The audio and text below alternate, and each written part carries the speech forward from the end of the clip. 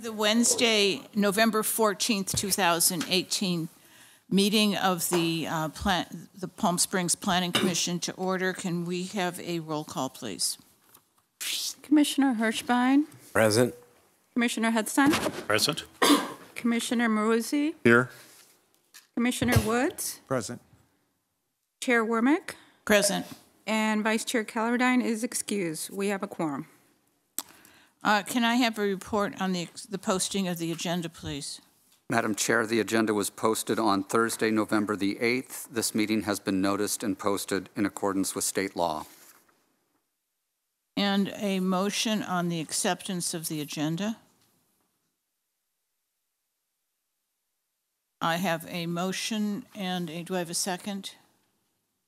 Second from Commissioner Maruzzi to accept the agenda. All in favor? Aye.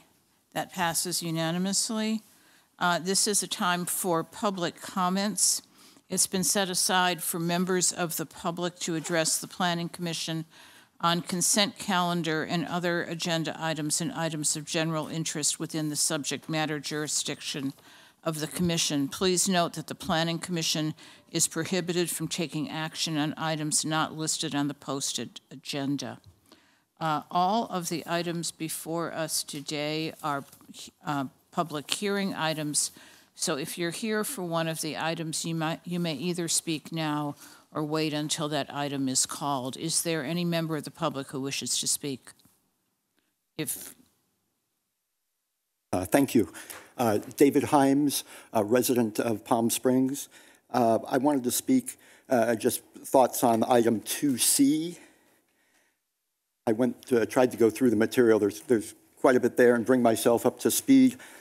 I guess my one thought would be, and I know the applicant is asking for, it looked to me like a 2-year extension, and I think the Planning Commission is looking at maybe a 1-year extension. I would just add a thought that perhaps for these Class 1, these buildings, these historic buildings, we need to have perhaps 6 months in terms of in terms of an extension before they would come back and have to, I guess, help us understand why we're going on into the future.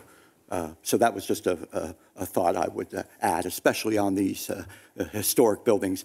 Keep it in front of the public eye. Keep it out there so folks know what's progressing, especially with a site like this that continues to degrade on an ongoing basis. Thank you very much. Is there anyone else who wishes to speak? If not, the public hearing is closed. There are no consent calendar items. We are at the first public hearing. Item 2A, Jennifer Gadgner and Sean McGuire for a tentative parcel map to subdivide a 1.25 acre property into 2 parcels for a single-family residential development at 2584 Anza Trail. Staff report, please. Madam Chair and Planning Commissioners, the request before you is a lot split for a property that is roughly 1 1/4 acres in size. The applicant proposes to split the lots evenly, so each parcel would be 25,455 square feet each. And currently there is an existing single-family home on the southerly portion of the site, as you see here in the aerial. Here are some photographs of the existing conditions of the residence itself.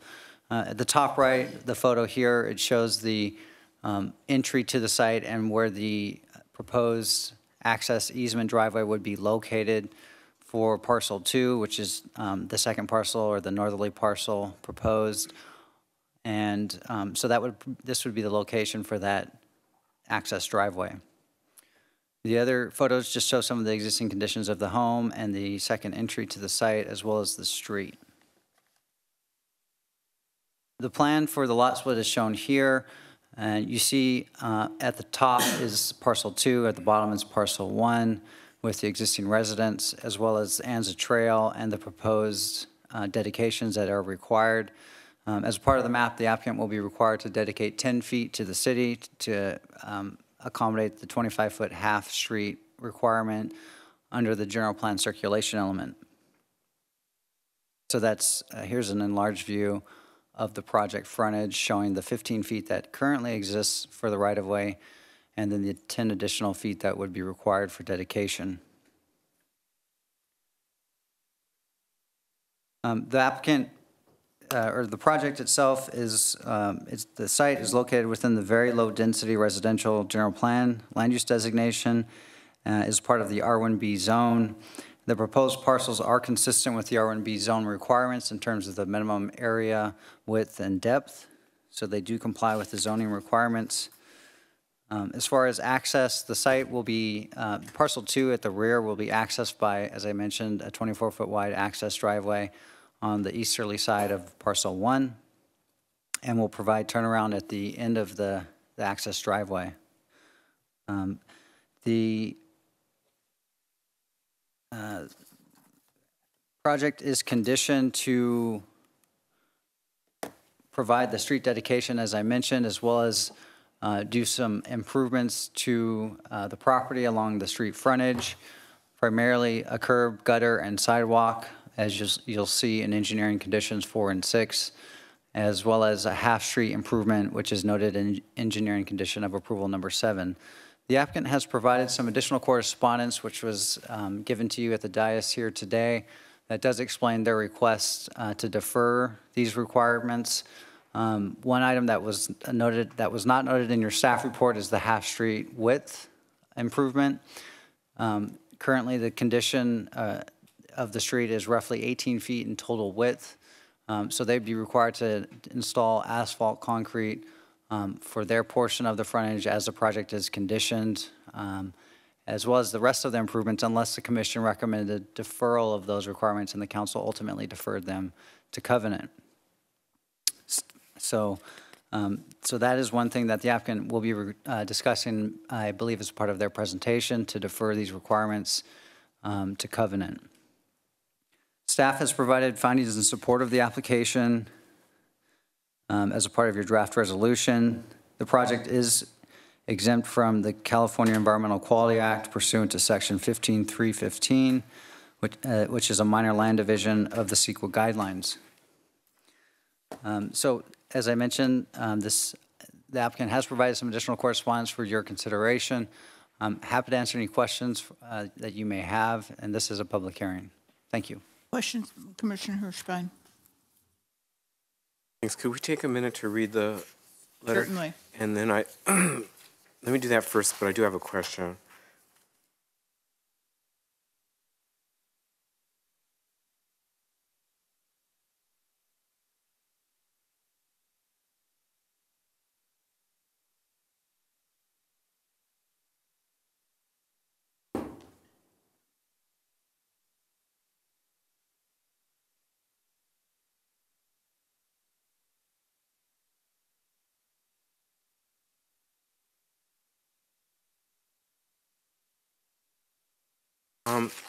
David, could you explain how a covenant might work in terms of if we elect to defer the improvement at the dedication?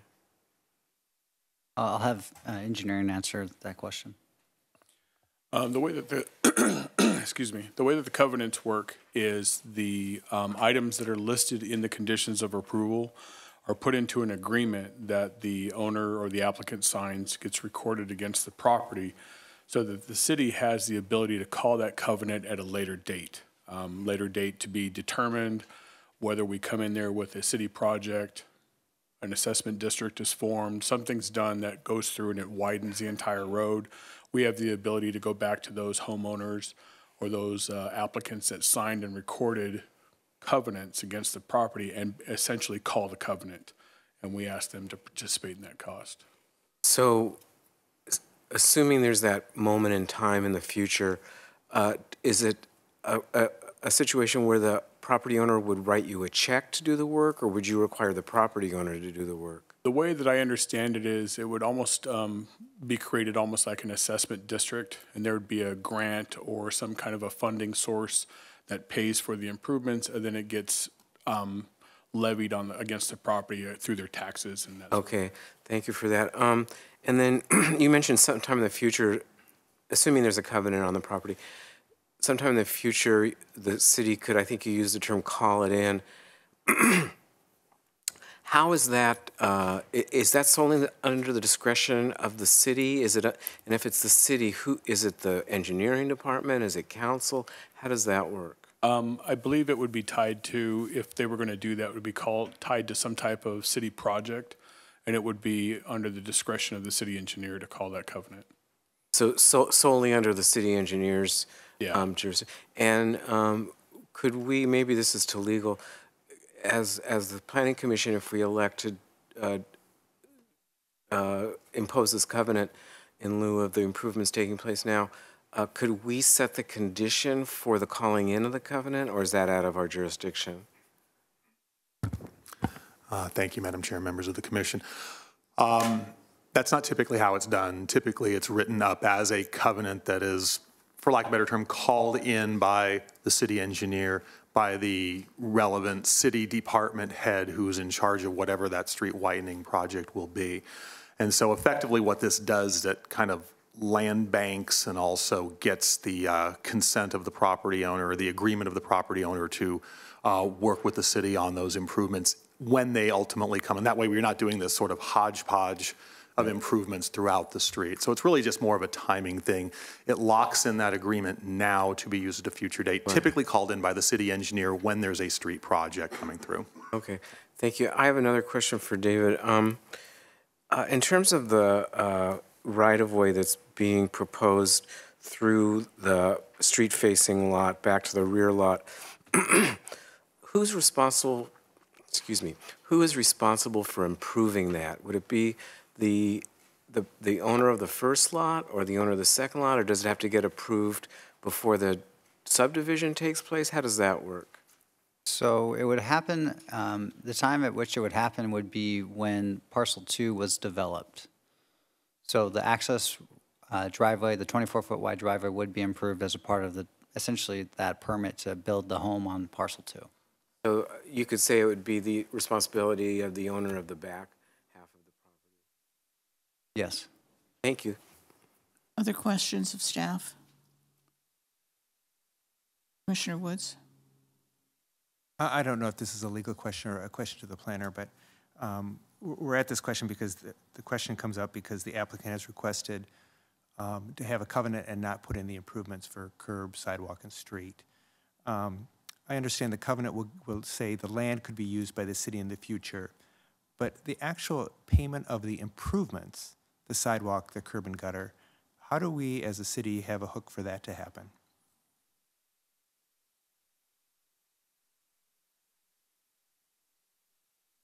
I think that question was just answered. Mm-hmm.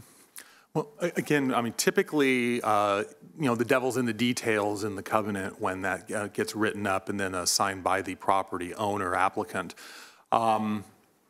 Typically, it will provide in there, and again, there's nexus. We've talked about that word before. There is nexus for the city to have the property owner pay for those improvements as a condition of approval, and that's typically what you see in these covenants, is that the property owner agrees to dedicate a certain amount of property for ultimately that widening project, as well as to pay for the proportional cost of those improvements. That's typically how they're done. I would assume that would be the same way here. I have some questions. The driveway that's being proposed looks like it's almost adjacent to the existing house. It's a very faint drawing, so I'm assuming that what we're seeing, and it's not quite that picture, it's maybe to the side, but that driveway looks like it's almost up against the house. The access easement? Yes. Yeah, so it's about, the easement itself is 24 feet in width.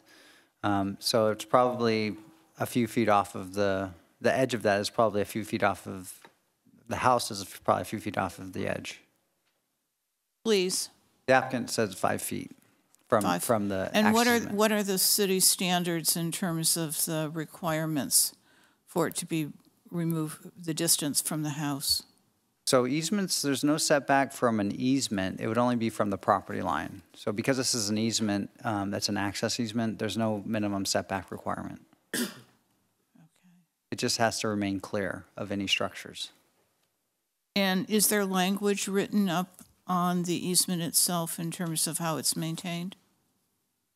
Is that something, I don't think we got the map or the specifics on this. Yeah, so it would be, it's a joint use easement, and those would be, it's ultimately up to the property owners to address any maintenance of that easement area, but it has to remain accessible, and it has to be available to fire personnel and emergency personnel. And then a question for the city engineer. In terms of the requests to defer, there are several different requests to defer. What's your position on curb and gutter and sidewalk? And then what's your position on deferring the street? Our preference is to have the street widening of the pavement done in front of the property, subject property, and the curb, gutter, and sidewalk be deferred to a covenant or to the development of parcel number 2. Deferring it to a covenant makes more sense in this area, but the widening of the pavement, streets are widened and streets are constructed, and they're development driven. It's not something that the city goes out and builds. So as development occurs, that's when this occurs also. The property that's directly to the east of this, which is also considered Rancho Vista Trail, those improvements were also deferred to a covenant as well. So it would kind of make sense that it would kind of stand to just kind of stay in form with what we did directly to the east. But we would prefer that the widening be done. Commissioner Hudson. David, I'd like to go back to the right-of-way. It's spelled out as 24 feet in width, and as Commissioner Wormuth pointed out, it is quite close to the existing residence on the south lot. I guess my question is, it's mentioned that the easement, right-of-way, 24 feet, will accommodate a driveway, and this needs to be sized adequately for fire department access. Indeed, there's a turnaround requirement for the north lot. Do you know offhand what the width of the actual driveway is?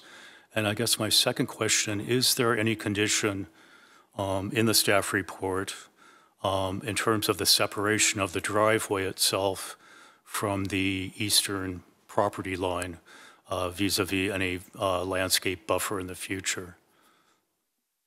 So to answer your first question, there's no specific improvement plan shown as a part of the project at this time. We would request that it meet, of course, the minimum improvement widths for the fire department. And I do see that they have a condition in here that talks about if the 24-foot access easement remaining unobstructed, and just that it's improved to handle a fire apparatus of 73,000 pounds. But there is no specific mention of the actual width of the improvement, so unless approved otherwise by the fire department, it would have to be 24 feet wide. Okay, thank you. So that actually wouldn't allow for additional planting on the edge of the property. So. Thank you. And I had one other question, and it's one I asked the engineering department earlier, but further down the street, there is actually a nice improvement in the front of the property, which is a series of pavers. And I was wondering what your thoughts were on something like that and what that would require. When applicants decide to use a different type of material than what is normally called out for our street sections, which for a local street is 2.5 inches or 3 inches of asphalt over 4 inches of crushed miscellaneous base. Sometimes they come in with a different alternative, which is either concrete or pavers. When that occurs, The city doesn't have a position against it. It's just they are required to fill out an encroachment agreement, which is about a 6-page document that holds the city hold harmless for any kind of damages done to it. If utility companies need to come in and make repairs, they're not obligated to put the pavers back. They have to show the city is additionally insured on their insurance, and it's, for single-family homes, it gets a little costly to actually try to do that. We don't have anything against it, it's just usually not practical. And the party that did it down the street, did they do it through a hold harmless agreement? That I don't know. I would have to have somebody check into that. Thank you. Okay, are there any other questions? At this point, the public hearing is open. The applicant has 10 minutes, after which the members of the public would have 5 minutes, and then you would have 3 minutes for a rebuttal.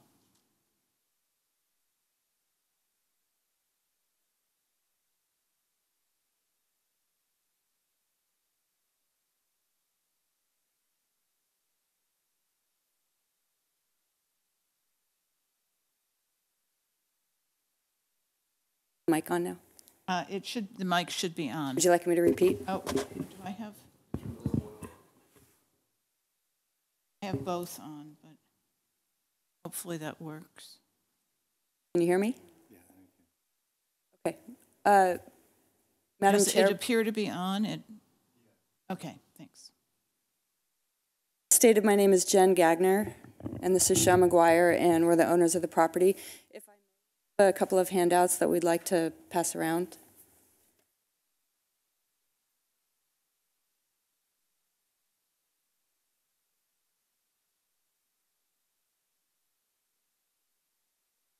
You need me to grab these?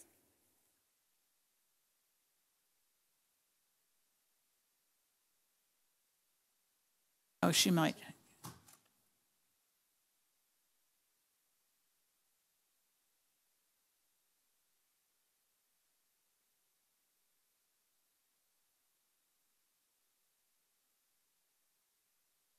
Why don't you go ahead? Okay, thank you. As Mr. Newell mentioned, Sean and I would like to request the deferral to a covenant of the requirement for us to improve the street by adding 9 feet of asphalt to the existing road, as well as adding a curb gutter and sidewalk. I think our position has been stated, so I don't want to take up a lot of time, but we do want to just make it clear that we're not opposed to any kind of improvements. It just seems untimely to increase the street width by 50% when we're the only ones along the entire length of Anza that would be doing that. We would just argue that it doesn't feel like an improvement, rather it feels like it would maybe be more of a distraction. Further, we're concerned that our neighbors would be using this as parking. There's a trailhead also located close to where the property is, and on the weekends that gets quite busy. We're also concerned that hikers would use this area as parking directly in front of our house. The packet that I handed out is merely just a series of photographs just to sort of help clarify what the existing road looks like. Excuse me. Thank you, sorry. So page number 1 is an aerial shot of Anza Trail. On the left side of the page is the westerly end, which begins right there at Barona. And then to the right is Araby. And as you can see, it's consistently 18 feet wide, the entire length. Madam Chair, you did mention some pavers that are located at one of the properties. There are a few places where I think possibly some neighbors have done, maybe, I'm not sure if they'd taken it upon themselves to do some improvements or if it was actually approved by the city. But nowhere is there a patch of asphalt poured that's 9 feet wide. Page number 2 just shows a close-up of the property and the adjacent property that Rick referred to that I believe was granted a similar covenant, at least to the curb gutter and sidewalk. And then pages 3 and 4 are a series of photographs that show you close-up conditions of the entire road. Starting on Verona facing south and north, which again is on the westerly end of Anza, and then traveling east the entire length of the street over to Araby. And that shows you the condition in front of each house, again just emphasizing that the road is 18 feet wide and nowhere is there curb gutter or sidewalk. So we just wanted to make sure that we were emphasizing and showing you guys exactly the current existing conditions of Anza Trail. And then finally on page 5, our second request, which Mr. Newell already referred to, and that would be our request that the 24-foot wide emergency access road, which will act as essentially our driveway or access to parcel number 2, which will eventually be my personal residence. We just ask that get deferred to the development of parcel number 2. It's likely that Sean will be doing improvements on the existing dwelling on parcel number 1 sooner than I'll be building on parcel number 2. And it seems to make sense, since I'll be paying for it, that would be the appropriate time to install that 24-foot wide emergency access. Dad? That's all. Thank you so much for your time and consideration. Are there any other members of the public who wish to speak on this item? There being none, do you have any? You have 3 minutes of rebuttal, which I'm assuming you won't take. I think I'm correct in that. Thank you. The matter is before the commission at this point. Commissioner Hudson. Are we just at questions or at comments? If you have questions at this point, comments. Okay, first of all, I'd like to say that, you know, Anza Trail and the immediate neighborhood are pretty unique in their character, having no sidewalks, no gutters, none of those improvements.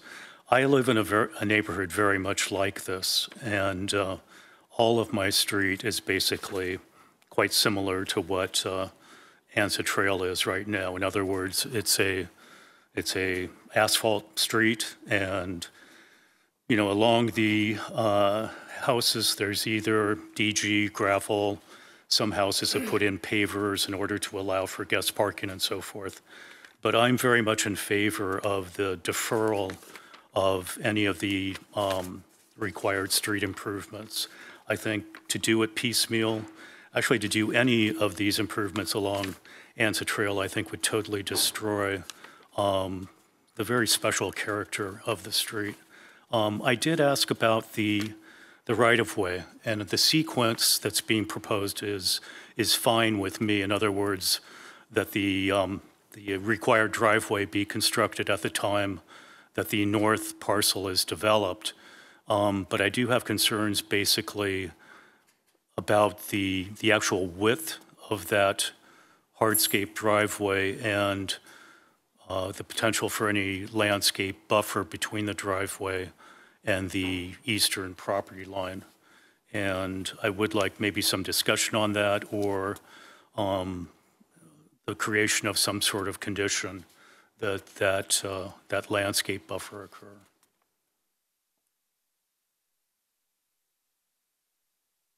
I have a question of staff. Have we deferred the paving or the engineering department? The property next door was improved at some point recently. That it looks newer than the rest of Anza Trail, and I know there are a few properties that have been developed. Was the paving deferred on all of those properties? Yes, it was. And so it was deferred, and there was a deferral covenant on those? Correct. And just asking you, I know it's, the concern I have is if we ever had to build, it's harder to get the money if you defer it. But this doesn't look like a street that we're anticipating doing a widening project on.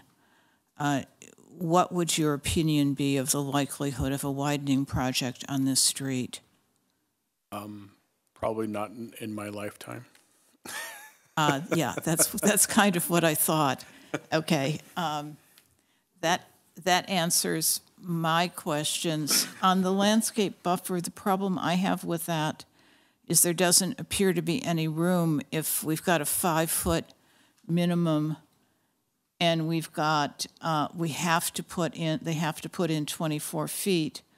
I'm assuming it's only 29 feet to the house. Is that correct? Mr. Newell?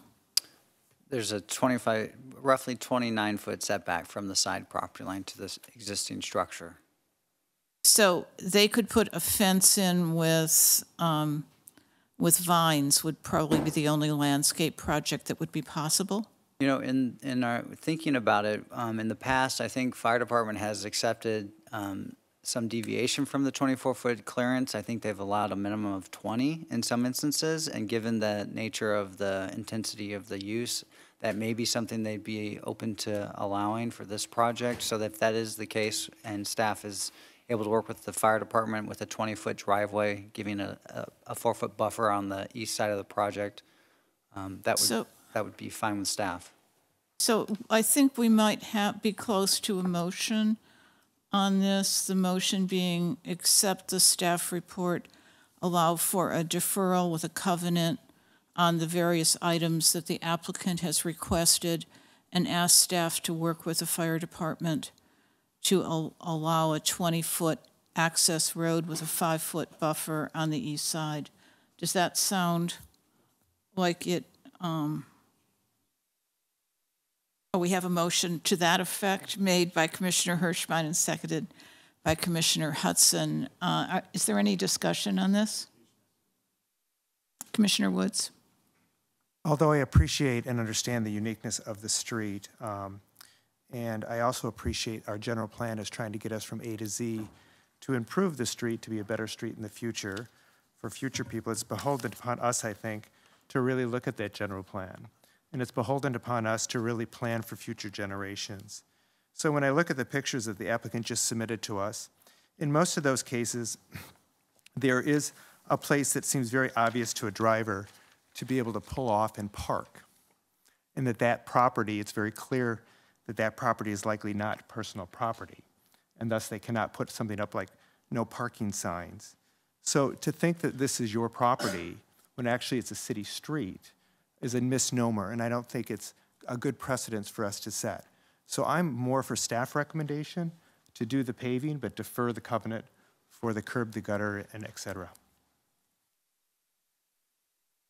Is there any other discussion on this? Can we have a vote on this item? Can you call the question?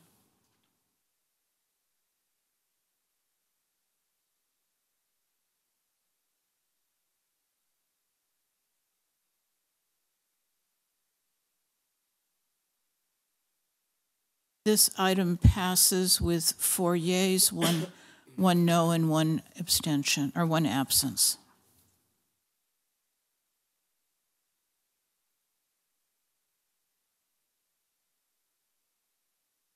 Okay. The item that is now before the commission is item 2B, Sunya, am I pronouncing that correctly? Sunya Investments LLC for a time extension of the entitlements for a tentative track map and construction and major architectural application for the construction of a 24-unit condominium project located at 305 West San Rafael Drive. Staff report, please. Thank you, Chair. As a brief refresher as to where we've been with this project, the Planning Commission approved the tentative track map and a major architectural back on October 26 of 2016 and forwarded a recommendation of approval to the City Council on November 16, 2016. The applicant has gone through a series of approval processes with the city. They had a community facilities district approved by the city council in 2017. Plans have been submitted to the building department as a plan check also in 2017. Street improvement and grading plans have been submitted to the engineering department. And then the applicant has received, is in the process right now of getting additional plan check reviews. So the project has been under review for several months, and so they are making headway as to get it approved. But as you can see, the city council approval expires on the 16th of this month, so that is why they're here before you today. So the project is on San Rafael between Virginia Road and Puerto del Sol in the north end of town. The slide that's before you today is just a refresher of the site plan. It's a 24-unit, one-story condominium complex with parking on either ends and a common paseo that runs through the property. Also, there are some renderings of the view of the street from San Rafael. In your packet, there's also some drawings, 3D renderings of what the site will look like. So in the staff report, there is an analysis of the extension of time. The applicant needs to show that he's made progress to advance the project. Staff feels that there have been successes. They're making progress on the property to get it underway and constructed. The applicant, will be able to explain some of the reasons why it's taken so long. The 2 years has expired, and they are here today to speak to you in the public hearing. So in the staff report, there are these findings that need to be made. There's a resolution of approval for the time extension for 1 year, and staff recommends approval, and I can answer any questions. Are there any questions of staff? Commissioner Hirschbein?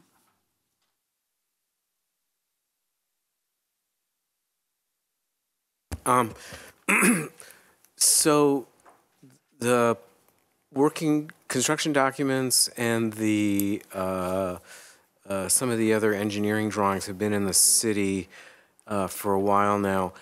I was wondering if you did any kind of quick back of the envelope sort of analysis as to whether those time frames are similar to other projects of this complexity, or is this taking longer or less time than is typical, if you know that? Right. There was a delay of 6 months, 8 months between when they first submitted some drawings for plan check and then when they submitted revised drawings, and the applicant may be able to answer that question. But there was some delay, yes. Other questions for staff? At this point, the matter is, we're in public hearing. The applicant has 10 minutes if you're here and you'd like to come forward.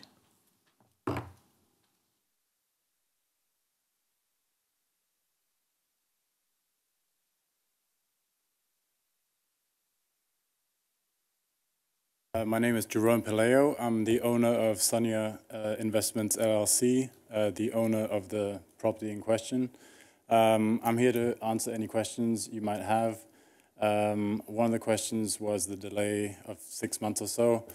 We actually did a change to the structural nature of the buildings, which required re-engineering, which is what took so long.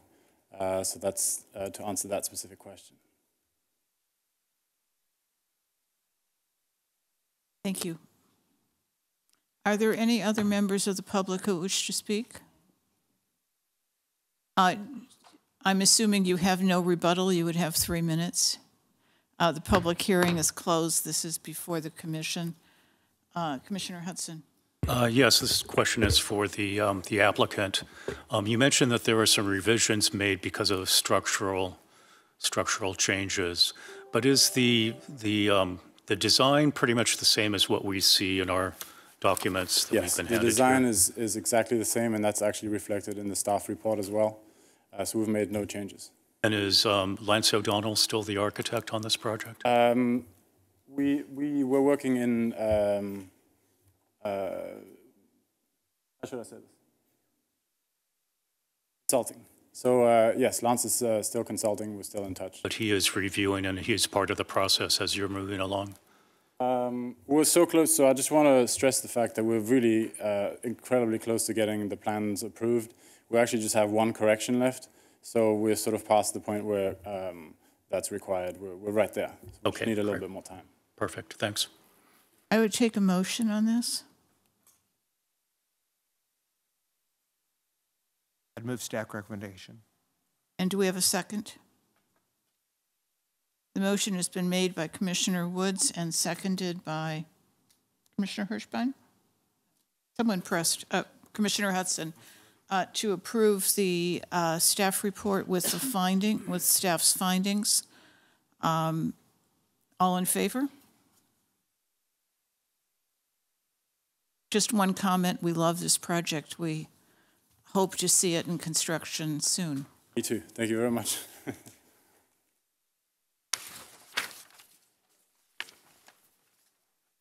Okay, New Church LLC, New Church 2 LLC for a time extension for the entitlements to renovate the existing historic community church in Orchid Tree Inn for adaptive reuse and demolish portions of the site for the construction and operation of a hotel with accessory spa, restaurant, meeting space on a 3.1 acre site located at 222 South Kahila Road. There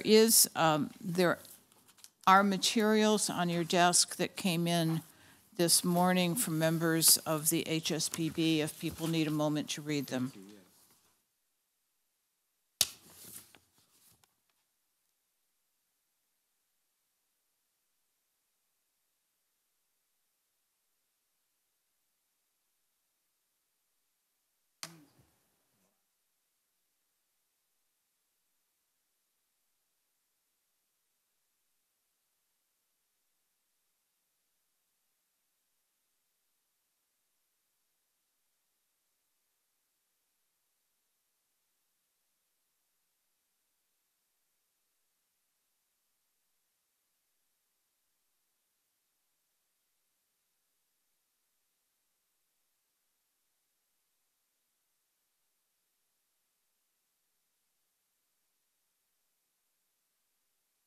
Let me know when you've finished.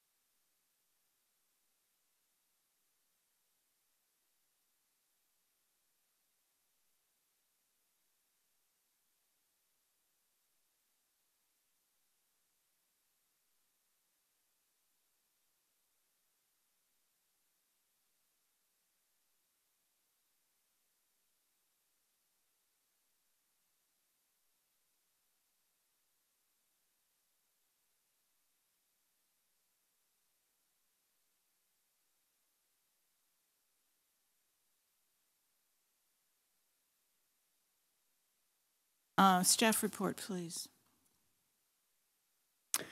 Madam Chair and Planning Commissioners, thank you. The request is for a 24-month time extension for an entitlement granted to New Church 2 LLC.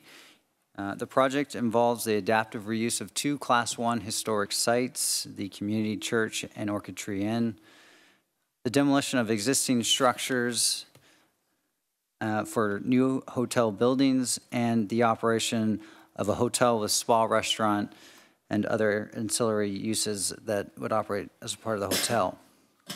The project was approved November 9th of 2016 And for those of us that weren't here at the time, I'll just go through a bit of the project to refresh your memory or give you an update as to what it was. The site does involve multiple properties, as you see here on the bottom of the screen, surrounded, you'll see the community church site and the Orchid Tree site, and the adjacent properties to the north of those Class 1 historic sites. So the project does encompass multiple parcels. And this exhibit here shows you what is existing and will remain. On the left side of the screen is the southerly half of the site with the community church building and Orchid Tree bungalows. The northerly half is where the new hotel buildings would be located. The green is where the new buildings are proposed, and the red and pink are where buildings are removed or have been removed.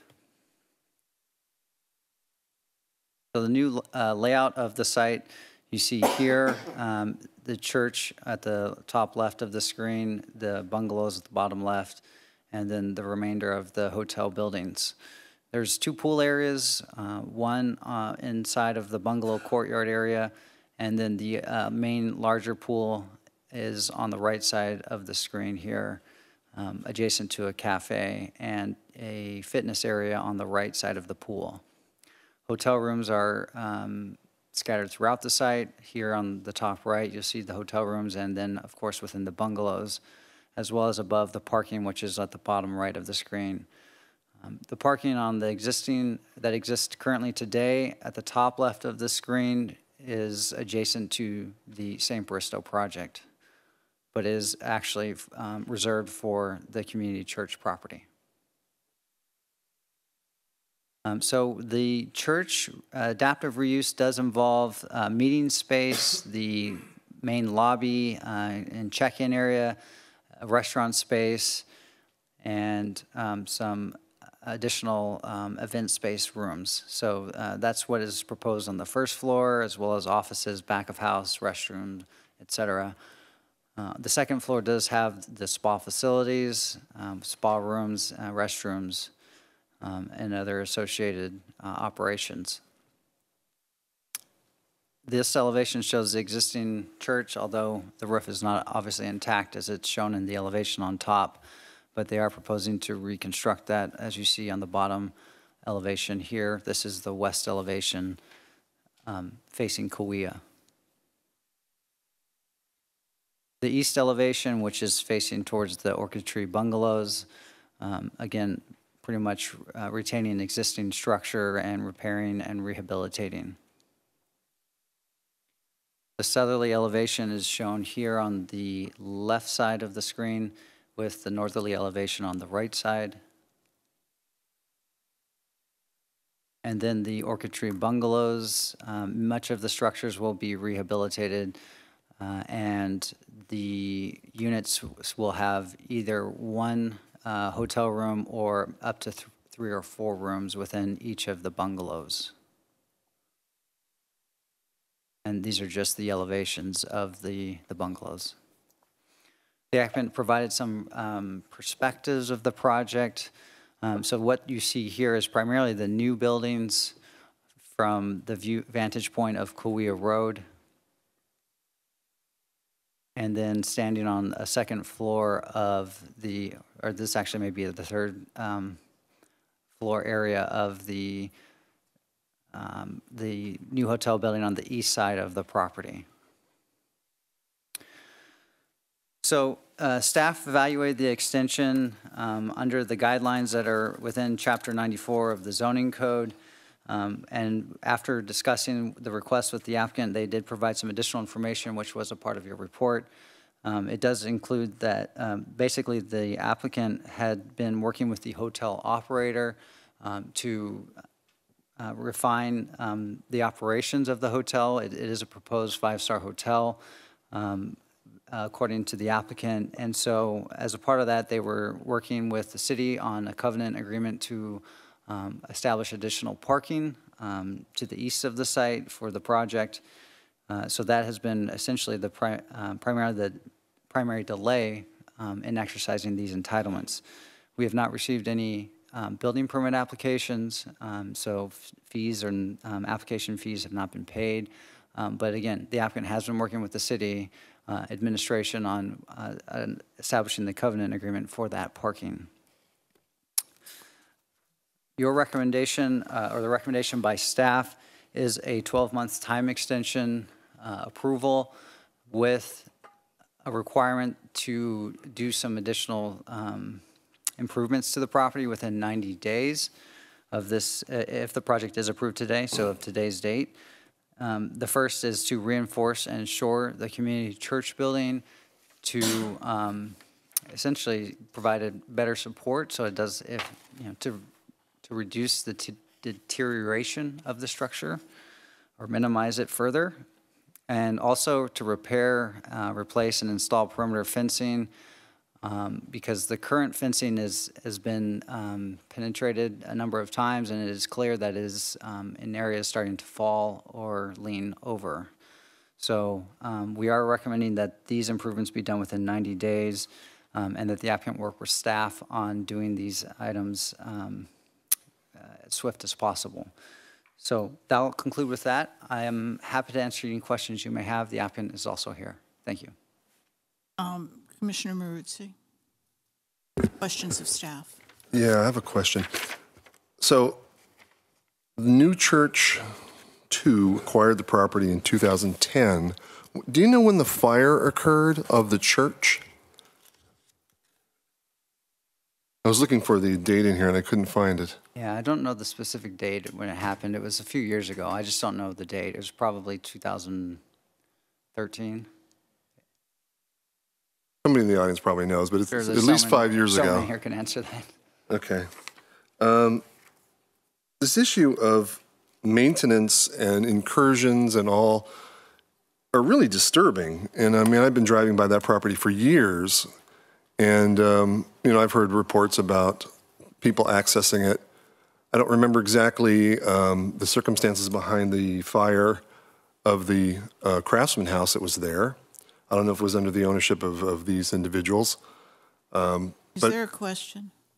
Yeah, there is a question. So the question is, given all of the history on the property, do you think that what you're recommending as relates to securing the property is sufficient, as opposed to perhaps what we required for the Town and Country Center in securing that property?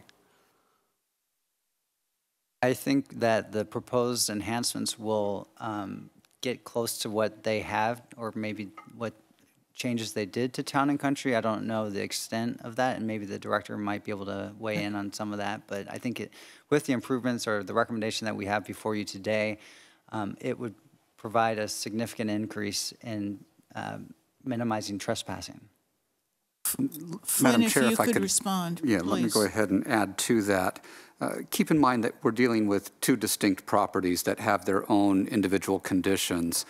Town and Country, we didn't have the same conditions relative to a portion of the building being destroyed by fire.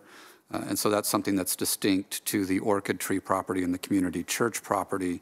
Also, the Town and Country Center is a little bit closer together. The number of buildings that compose that site that are currently vacant are a little bit closer together, and are a little bit easier to surveil, if you will. As a condition of approval of the historic designation of the Town and Country Center, the City Council placed a condition that the applicant was required to develop a comprehensive security plan to be submitted for review and approval by the Fire Department and a City Council subcommittee. That's something that certainly could be added here as a condition of approval in this case. It's going to be a little bit more difficult in terms of what was done at the Town and Country Center because, again, we're talking about quite a number of buildings, the individual bungalows, the community church, et cetera. So it's going to be a little bit more difficult to do that. One of my principal concerns, though, is with the community church structure, because it was damaged by fire and no work has been done on that structure, at least that I can see, and maybe the applicant can correct me. My concern is that with the deterioration of the roof and the structural members there, I don't want to see something happen such as demolition by neglect, that walls begin to crumble and fall down. And so that's one of the reasons why we added the condition about shoring, even if it's just some type of temporary structure that could help stabilize the wall structures so they don't fall over. I think that would be helpful. But again, the requirement for the perimeter fencing is to try and reduce the number of trespassers who might damage the structures.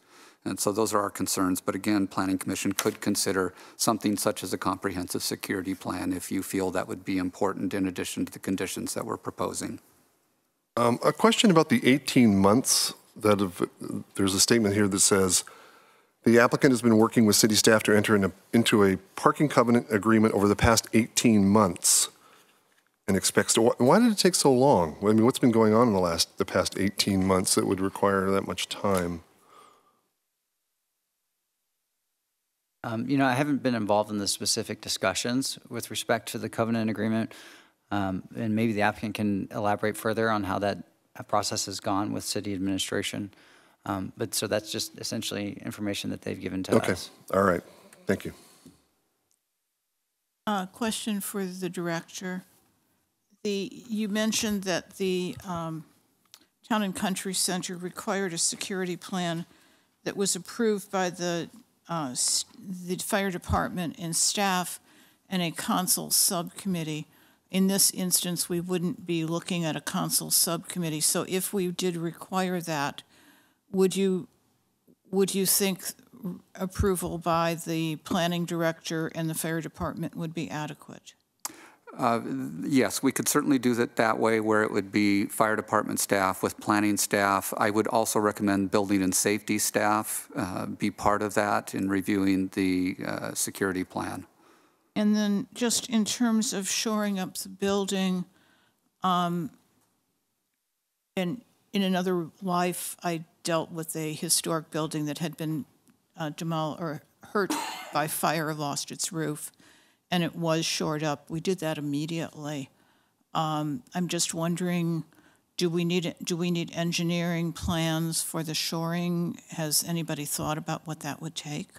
We would probably need some type of plans submitted in conjunction with the temporary measures to secure the structure. And so, yes, that would probably be reviewed by the Building and Safety Department. And then on the 90 days for repairing the perimeter fencing, seems like a really long time. It's in really bad shape.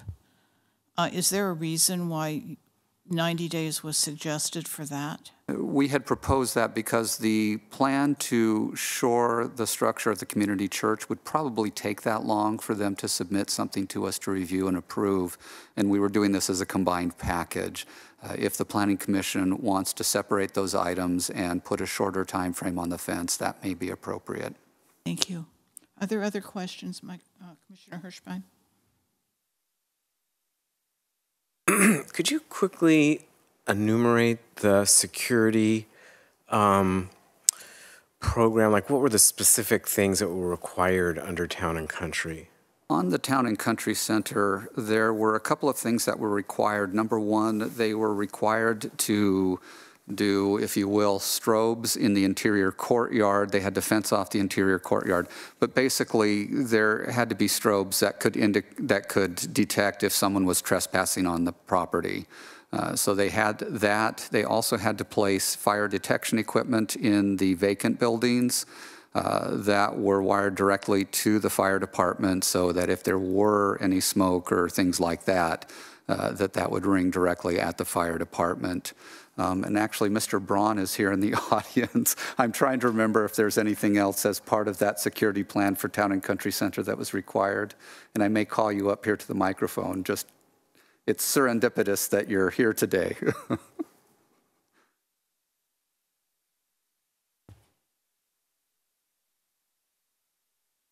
Michael Braun from Grid Development. We work with the fire department, building department to secure the Town and Country. As to the 90 days, yes, it's long, but however, just in favor of the applicant, it takes some time to do a plan, to review it, bring up new fencing in, how to secure it. So I don't think it's excessive. Just the 90 days on the fencing as well. Yeah, okay. I think that's okay.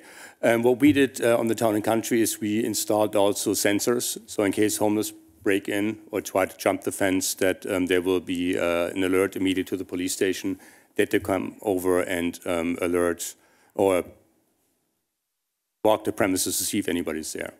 Yeah, so anything else we have, I don't think the church is fire sprinkler, but our buildings are fire sprinklered, so that obviously protects the church also, not the church, the town and country building in case there is a fire.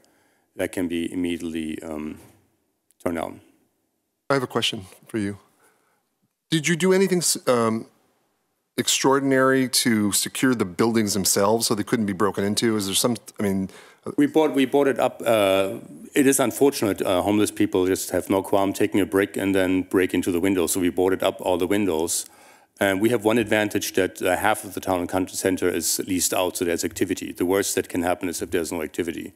So I think that's the problem there. It's the St. Bristow Church is a neighborhood meeting. I lived a neighborhood where only residential buildings are. I live right across from it. So I see some homeless people there. I think the only probably sensors that homeless people or whoever is trying to jump the fence and then this way try to get access to the buildings and this way potentially put a fire up and threaten the buildings. But the way you secured the town and country is nothing extraordinary.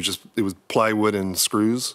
But yeah, but they all have been removed at the request of the city, and we have put in new windows. So that's why we installed sensors that in case anybody tries to jump the fence, that the police will be immediately notified. Okay, thank you. At this point, are there other questions? I think I did have a question or two. Hang on 1 second. This is a Class 1 historic site, is that correct? Correct. And when working on a Class 1 historic site, are there national, state, or local regulations that guide builders as to what they can and can't do to the site? This particular project went before the Historic Site Preservation Board and was approved by them. Okay, so those national or state or local standards don't apply because it was superseded by the HSPB action? No, the local standards are the most stringent in terms of the requirements for the property, and this project was reviewed and approved relative to those standards by our Historic Site Preservation Board, so that work has already been done. Okay.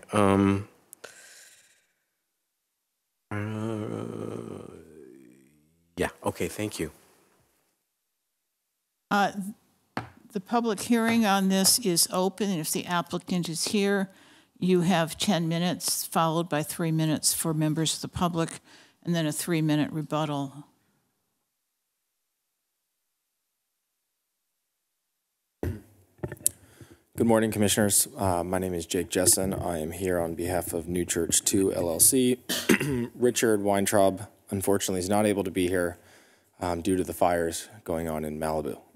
So I'm here in his place and able to answer any questions that you may have. I believe the the date of the fire was September 21st, 2012, is my understanding of the date of the fire. Since then, the property has been securely boarded. We work with now David Resio, who took over for Nadine in the Code Enforcement Division. We work with them weekly and submit weekly reports. And I even have been discussing with David, offering to meet him on site if requested. My phone number, my personal cell phone number, is located on the exterior of the building in case anyone has any questions or sees activity that may be unjust. The fencing around the property, if requested, can absolutely be replaced with something that perhaps maybe the local fire department or police department feel more adequate. We discussed in the past, I know that somebody had written a letter in about requesting fencing with mesh behind it. We are more than happy to do that. It's my understanding that the police department does not prefer that. They prefer the better visibility into the property. But if the decision is that they would like the mesh, we are more than happy to put it up immediately. We do have a site maintenance that visits the property 3 times a week. As everyone knows here, Palm Springs is quite windy. We get a number of trash, debris that sometimes people just throw it over into the fence. So they take care of that and then make sure that the property is securely boarded. There was an incident, or I don't want to say an incident, a time period, probably about 3 or 4 months ago, where some units were open, and I received a number of calls from David Resio. That was actually myself, the contractors. We had engaged a team as well to perform as-builts of the existing conditions in the building. So the building was only open, the buildings and the units were only open while we were on site, and then they were boarded up and closed the evenings and then reopened in the mornings so that we could access them again. Outside of that, they have remained closed. The church is boarded up and is also fenced in. We'd be happy to meet with the police department to explore additional fencing that would more securely protect the church if that's desired. In terms of the shoring, the church has been in its existing condition for quite some time, and it's our understanding from meeting with engineers after the fire that it is secure in its existing condition until we proceed forward with the development. And at this time, we cannot take on the bear to shore up the church and perform that engineering work at this time. We are absolutely looking forward and moving forward as expeditiously as possible because we do want to develop this property as quickly as possible, as I'm sure everyone does want to see it developed. In terms of timing, we received our approvals and then we immediately started meeting with hotel operators. I'm not sure if anyone in this room has experienced the process of going through a franchise agreement, but it's about a 600-page document, which is quite lengthy and took a significant period of time. We were able to execute a franchise agreement after securing our operator, after meeting with multiple. And from that period of time, parking had always been a topic of discussion at our Planning Commission hearings, and as well as with the neighbors who I personally speak with on a regular basis. We had then spoke with our operator to see if, and relayed that to the city, that we would like to see how we could incorporate more parking for the project so that the neighbors were comfortable with everything as well as the operator. That process has taken quite some time to try to figure out a process that would work for everybody. It's my understanding that the city is now engaging a parking consultant, and upon the results of that study, I think everyone will have a better understanding as to what parking and how best to move forward for the Orchid Tree project. We have been moving forward with design development drawings for the property. We cannot submit to Plan Check until we really understand the final layouts with the parking and where the stalls need to be and how to best incorporate all of that. I believe that's most of what I've heard. If I missed anything, I'm happy to answer any questions. At this point, if you would sit back down, we'll continue the public hearing and then call you back up for questions. There was actually one more item that I had forgotten to mention. The request for the extension is actually for 24 months. For a project of this magnitude and the condition and the state that it's in the process, it will take that time period to get through Plan Check, develop the finalizing of the drawings, and then going through the review process in order to pull a building permit. Thank you. Are there any members of the public who wish to speak?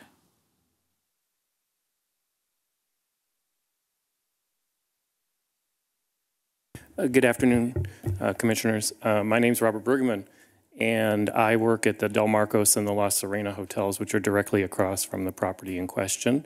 And the reason I'm here today is because I'm fully supportive of the project and very anxious that I never have to answer a guest at check-in about what are they doing with the dump across the street. Every guest, every day, staying at every hotel on Belardo asks that question. And with a string of very successful redevelopments, it's unfortunate that we're going to be looking at this eyesore for another 2 years. Guests from Holiday House come to Azucar, guests from Avalon, guests from Kimpton, guests from Ingleside Inn, the 350, all very successfully redeveloped. And every one of them that comes through pretty much on the dime says what's going on over across the street. So just bear that in mind in terms of the time frame of the redevelopment. The other thing that I'd like to say is that the current state of security for the property is completely inadequate. I can sit at the front desk of the Del Marcos and watch as nightfall falls, people climbing over the fence, throwing their backpacks over the fence, climbing over the fence. We call the non-emergency line. It's really a drag to have to do that 3-4 times a week. The property is not secure. The property is not safe. The guests at the Del Marcos who park on Baristo are regularly harassed by panhandlers. If we're going to look at it for another 2 years, there needs to be a serious upgrade in the security. I would advocate for a wooden fence with lighting, perimeter lighting. Those sidewalks are in terrible condition. We have older guests who have walkers and people who are dressed up in high heels, and the sidewalk condition is incredibly dangerous all around the perimeter of this property. Lars just spent a great deal of money upgrading the sidewalks around the Del Marcos and putting in a sidewalk that the city required, and yet directly across the street, we have these patchy, broken, terrible sidewalks that are really a danger to every pedestrian.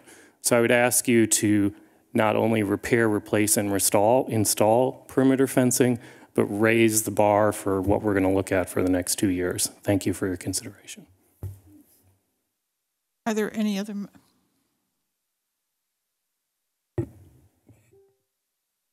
Madam Chair and members of the Commission, my name is Dana Banwer. I'm a resident at the St. Baristo development directly across the street from the church and the hotel. And I recently became a full-time resident within the last year. However, I've owned my property for about 12 years now. So I have seen the progression of the deterioration of this property. I believe the fire occurred 5 years ago, maybe 6, but I think it was 5 years ago. And I would also point out that there was also a fire at the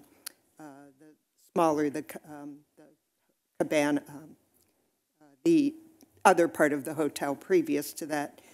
I'm just going to tell you a little bit about some of the things I have personally witnessed that have occurred at the church and the hotel over the time that I've been here. I walk every day. I walk by the church every day. I have seen, I walk by at night too, I have seen homeless people on the inside of the property. I have seen someone feeding stray cats. There's a pile of cat food left on one of the fences every night, each and every night. I have seen a dead cat on the perimeter of the wall there. In fact, I called the city about that cat so that the city could come and remove the dead cat after seeing it there for 24 hours. I have seen a mobile car wash business take residence from time to time in the parking lot adjacent to the burned out church. And it's, in fact, a neighbor who I think will testify also has seen it and has gone to the people who conduct this car wash business and has asked them to please move, only to have them return again. I believe that this property is the way it is. I echo the comments of the gentleman from the Del Marcos that it is an eyesore, it's dangerous, it's certainly a nuisance, and it's a nuisance to me, it's a public nuisance to the city in general. I don't know how the city can allow this major part of the downtown development to continue to exist in its current state. But I also want to say I've read the material related to the proposed development. I completely support the proposal of an upscale luxury hotel in that area, but I want to see some improvements made, especially if the property is going to continue in its current state for an additional 12 to 18 to 24 months. Thank you very much.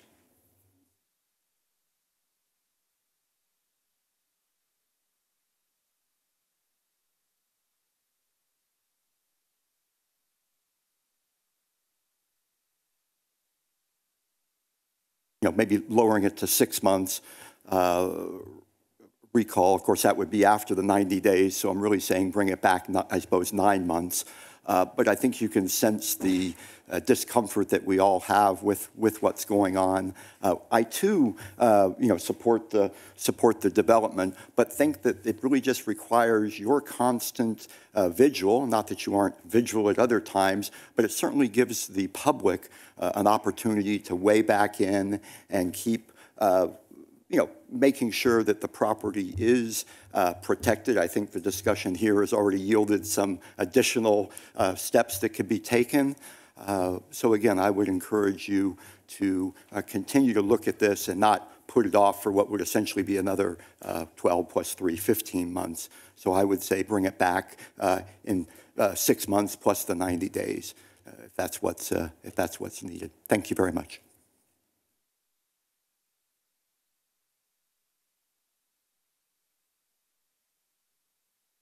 My name is Terry Call. I'm the president of the HOA at St. Baristo Condos. I support this project. We want to see it come together, but it's an eyesore over there. And if there's anything that can be done to make it more appealing in the interim for the next 24 months, we'd like to see that done. I don't know if that's been addressed as to what appearance of the building itself. The burnt out church is a blight on the community. And it really decreases the ability of our homeowners to sell their property, because nobody wants to live next door to that. So I also like the recommendation of the security, comprehensive security analysis by the police and the fire department to be done. Picking up trash, fallen fronds. I don't know. I know one of you mentioned the unsightliness, and it's too bad there wasn't a picture of the burned out church up there for you to see. Have you all seen it, the current status of it? Okay. So basically, the safety and the appearance of it, something has to be done. But we do support the project. Is there any fine or any, if there is another delay, say after the 12-month, is there some fine or something if they don't get the project done within the 24-month? We don't answer questions during public comment, but I'm sure we'll answer that question when it comes back to the commission. Right. Thank you for your time. Are there any other members of the public who wish to speak? If the applicant would like to come back up, you both have rebuttal, or if you'd stay for questions. Sure. Obviously, the largest thing that I think that everyone was saying is the security. I know that Palm Springs Fire Department, as well as the local police staff, is more than top notch, and very happy to work with them to come up with a comprehensive plan moving forward as to what they feel is best. I don't think that I'm in a position to speak for them as to what they feel would be required. I know I have had discussions with them in the past about maintenance and security, and happy to have a sit down with them, or maybe even a walkthrough. I can even go over to the station immediately after this hearing to discuss what they would like to see and figure out something that really works. If they would like a taller fence, if they would like a wooden fence, if they would like something like that to more secure the property. That would be something we'd be more than. Outside of that, I'm available for questions, so let me know. Are there questions of the applicant? Commissioner Maruzzi. Do you know when the fire at the bungalow occurred? I do not. Was it? So it was under the 2005, and you've owned it since 2010? Correct. Okay, so that occurred before. And the Premier Apartments, did they burn down prior to your ownership? My understanding, yes. A lot of fires on that property, it seems. So you say it's taken along this 18 months for the parking covenant agreement. That seems like a long time. I mean, why is it taking so long? There have been various ideas and topics of conversation with various members of staff, and back and forth. Now, it's my understanding where the city is at is they are taking requirements in and around the city. And so upon the completion of that study, I think everyone will be in a better position to address the parking going forward. We'll have a question to staff. We need to wait? No, actually, yes. We want to finish questions of the applicant. I have one if there aren't other questions. I wanted to understand what you said about shoring. Okay. Are you saying that your engineers have said there's no reason to shore the building, or? The engineers have said that in its existing condition, it is sufficient to hold in its place. And I'm not sure if anyone else in the room construction experience could attest to that, but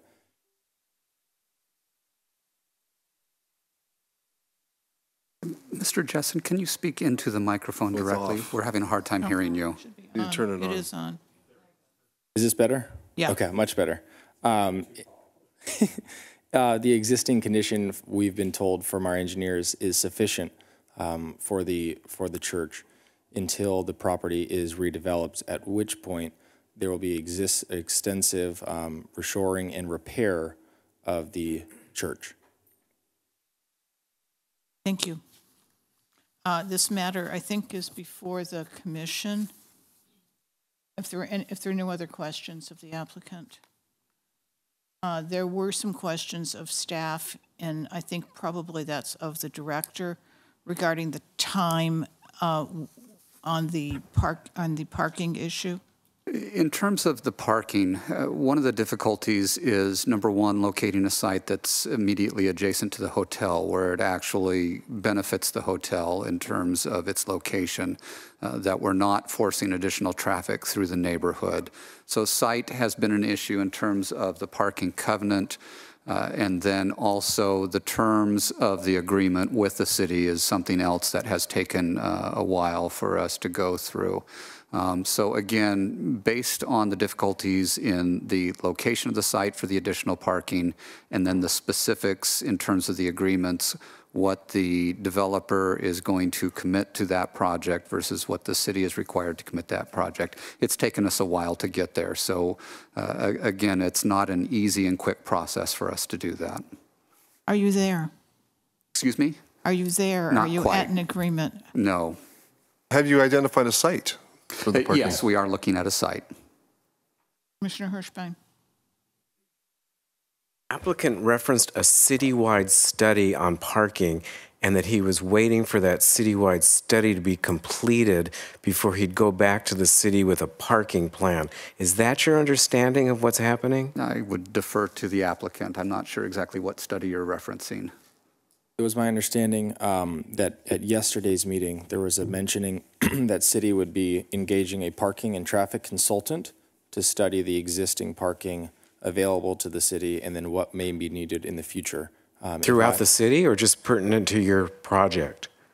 I believe our project in the surrounding areas. So if I... And who made that statement? That was my understanding from yesterday's hearing. Who made that statement? The business retention. I was not at the hearing. Do you have someone here who was? Chris was available. Chris, could you identify yourself and then tell us what happened? Chris Lucker. It was at the Business Retention Subcommittee meeting yesterday. And so somebody from the city identified a city, excuse me, let me just finish. Somebody from the city identified a citywide parking study that's being commissioned to study the parking requirements of your project and all surrounding projects? Is that what you're saying? For downtown. Yes, okay. For parking for downtown. So, Flynn, are you aware of this? I was not at that meeting yesterday, so I did not hear that statement. But you're not aware of any such study? We have discussed it in the past, but have not committed funds to it yet. Okay. And then can I ask a follow-up question? Mm-hmm. Then is it your understanding that this study needs to be completed before you can go back to Excuse me, what was your role in this? Are you with the developer? Yes. Are you a consultant to the developer? Or Yes. What's your specialty? I get entitlements. I'm not an engineer or an architect. Okay, you get entitlements. Okay, so is it then the plan of the applicant to wait for this downtown study to be completed, which the head of planning knows nothing about, before you go back to the city with your parking plan? No, we've, and we're happy to move forward immediately. We've identified numerous proposals, so we are happy to continue those discussions immediately and jump into and receive feedback on those. We are happy to do so immediately and today. So I was incorrect when I said that you had earlier today said that you were waiting for that to be completed before you came back to the city? It's my understanding that that's why the study was being prepared, and that until... Okay, thank you. Thank you very much. Thank you. The matter is before the commission. First, possibly questions of staff, and then discussion. Well, I don't have any questions of staff, but I have discussion. Why don't we start with Commissioner Woods and come down toward me? I think what I heard is a very large support for this project on many fronts. And I would concur that there is a large support for the project, for the redevelopment. I'm sorry that it's taking so long. Just put it a little closer to you. Alrighty. Is that better? Thank you. What I heard from those that testified, first of all, I want to thank those that came out and testified very much. I really appreciate your involvement in the political process and in stuff that matters to you. It's very important that we hear it, so I want to thank you very much for participating here in this. What I did hear was a strong support. No one opposed the project. There was a strong support for the project overall. I would assume our Historic Preservation Board also would want the project to move forward. What I did hear were two things. One was security issues, and the second was aesthetic issues. I also heard the applicant say that he is more than willing to buff up and improve the security measures and work with our police and fire department on the security measures. It still leaves outstanding the aesthetic issues of what it's like to walk by that site on a daily basis. And I would concur with the testimony we've heard that it is not good. It is not good to walk by that site and see it in disarray for so many years. I might propose that what we end up doing is putting up a windscreen that is silk screened or with what's coming. That's very common. We did it for the Dream Hotel. It is a definite potential here to basically skirt that site in a screen that shows us what's forthcoming. If it's a security measure that the police or the fire department is concerned about, I think there are other measures that can overcome the complete visibility into the site, or maybe there's windows into the site that can be used. So those are my comments. Commissioner Maruzzi, if you'd put your microphone on. Clearly, we all want the project to go forward. There's no question there. It's important that this be done. It's taken far too long to get to the point where we're still talking about extending time. It is very disturbing to hear how much, how many break-ins there have been consistently, and the sidewalk issue, and the overall aesthetics, and I don't know, multiple car washes and cat food, and I mean, it just goes on and on.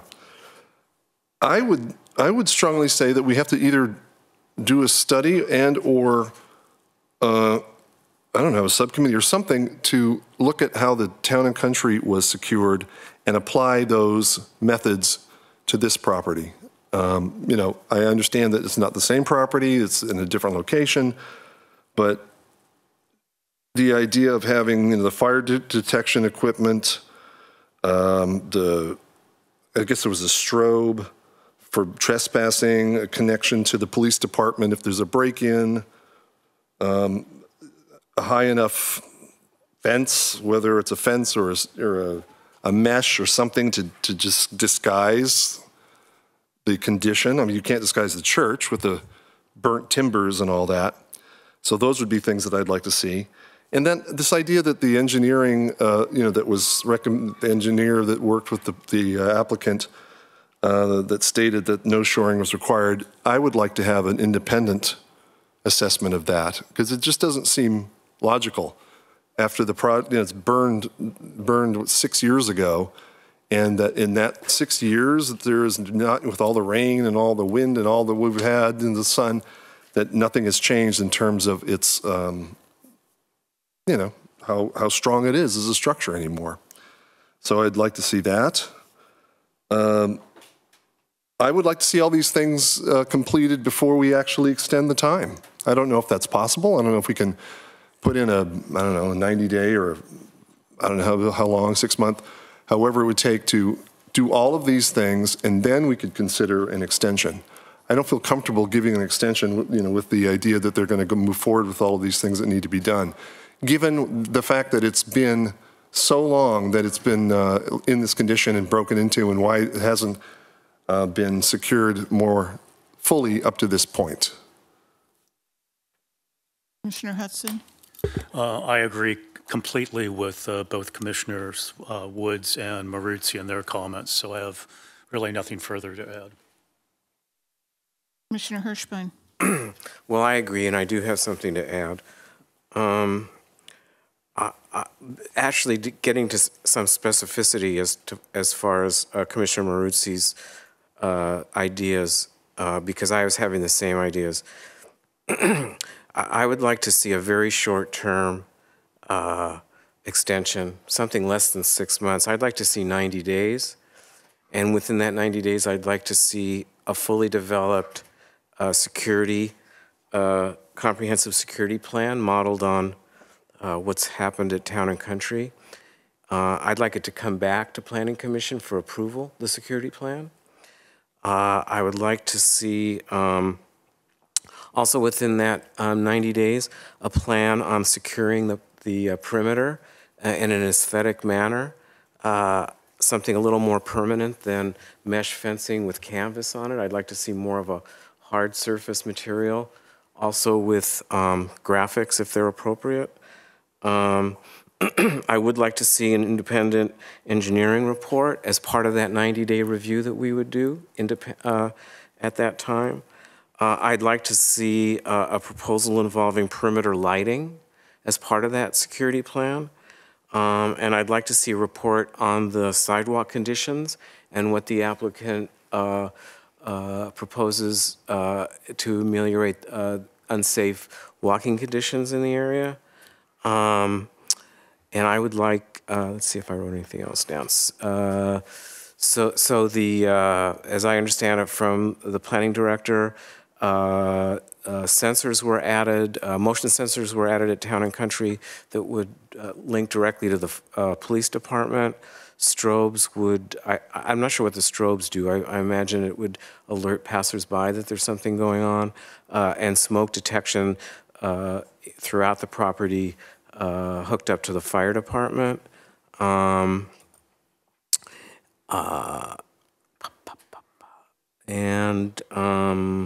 I'd like to see all of that returned back to us within 90 days, at which time we can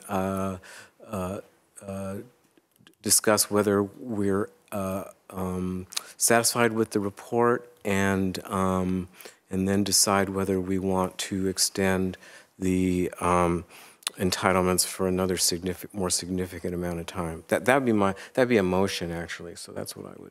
I had already made a motion, but I have some questions for staff in terms of what we can do. I believe we have the ability to do a 12-month extension or a 1-year or a 2-year extension. Am I correct? Correct. So the reason that staff had recommended 90 days was that certain things had to be done within 90 days, but that we gave a 1-year extension as opposed to the 2 recommended so that we would have some control over what happened with this. Am I correct, Flynn? That is correct. So the motion that we would have to make is one for a 1-year extension with it coming back within 90 days. Looking at that, just let me suggest some alternate language. a one-year extension. 90 days, I think staff either shoring of the property within 90 days or an independent engineering evaluation that it's not necessary. But I actually liked staff's requirement that it be shored within 90 days. So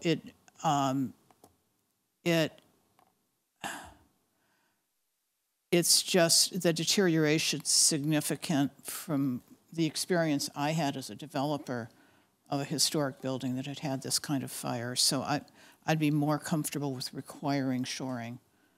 And secondly, in terms of the security plan, I think we want to see a security plan similar to what was done for Town and Country, with the specifics of that being developed by the fire department, planning staff, and a subcommittee consisting of the chair of the HSPB and either the chair, whoever that person might be, of the Planning Commission.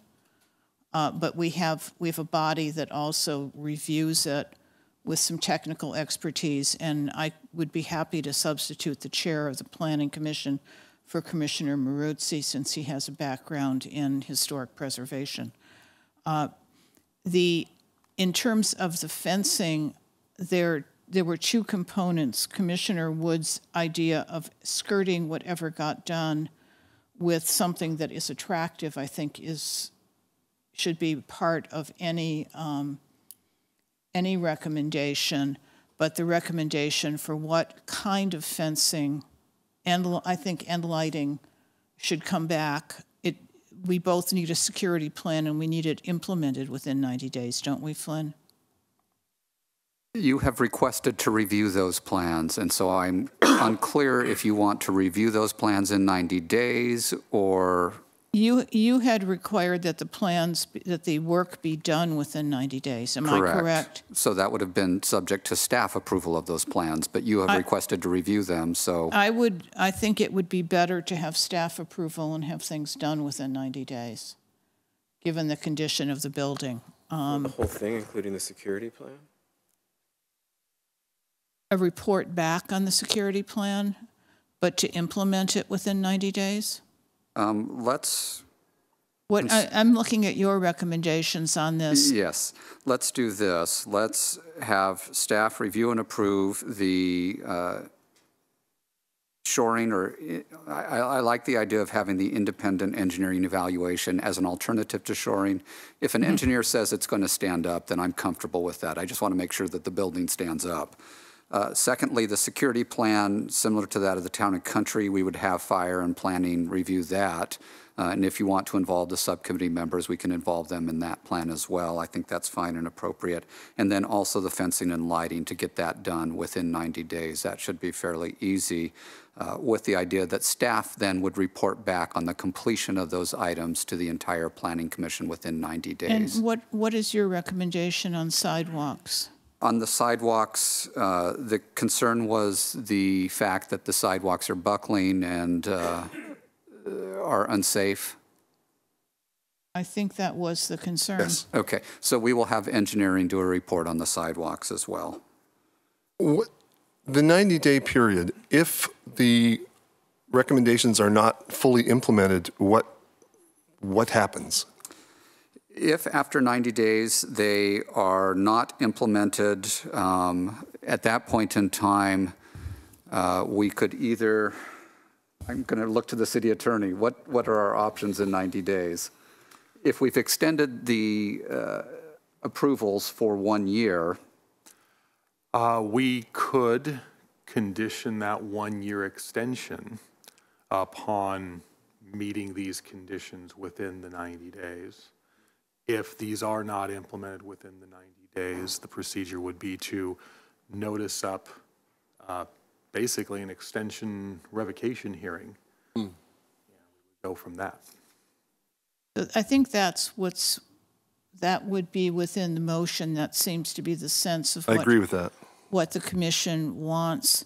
I know the applicant and Flynn, have we touched everything that we need to touch on this? I don't know that we should dictate, but leave it for staff to determine what kind of fencing is appropriate. Yes, and I think the important thing there is to review that with the police department in terms of the overall security plan.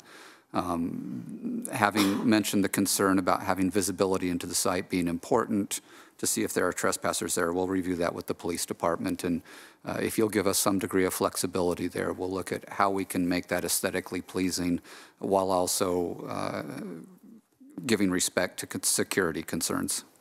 I mean, the idea that somebody could jump the fence, you would have to have some sort of sensors so that would recognize that's occurred and maybe connected to the police department. I'm sure that would be part of what you're thinking. So yes, we can look at that. Okay, the applicant, I think we have a motion. Do you still want to make it? Does it come close enough to what you wanted? Yeah, understanding the limitation on the amount of time we can grant an extension. I'd like to also perhaps, and I'm throwing this out to the commission, so we got 90 days to finish it, and then after that 90 days, the extension is going to be for another 9 months, because that's a year, right? I think sometime during that 9-month period, maybe 45 days after that, we should have a review of the conditions of the site to make sure that You want a 6-month report back to the commission? Yes. A staff report back on the... Yes. So you've got 90 days to finish, report back in another additional 90 days. Do you want quarterly reports back? Is that what you're saying? Well, just be the one, because after that, it's the end of the year. And the intention would be to extend in the next request that you make for a 1-year extension, since you're going to need it, but to keep some control, just looking at the applicant, some control on what's happening to the building. Understood. And if, I don't know, is this on?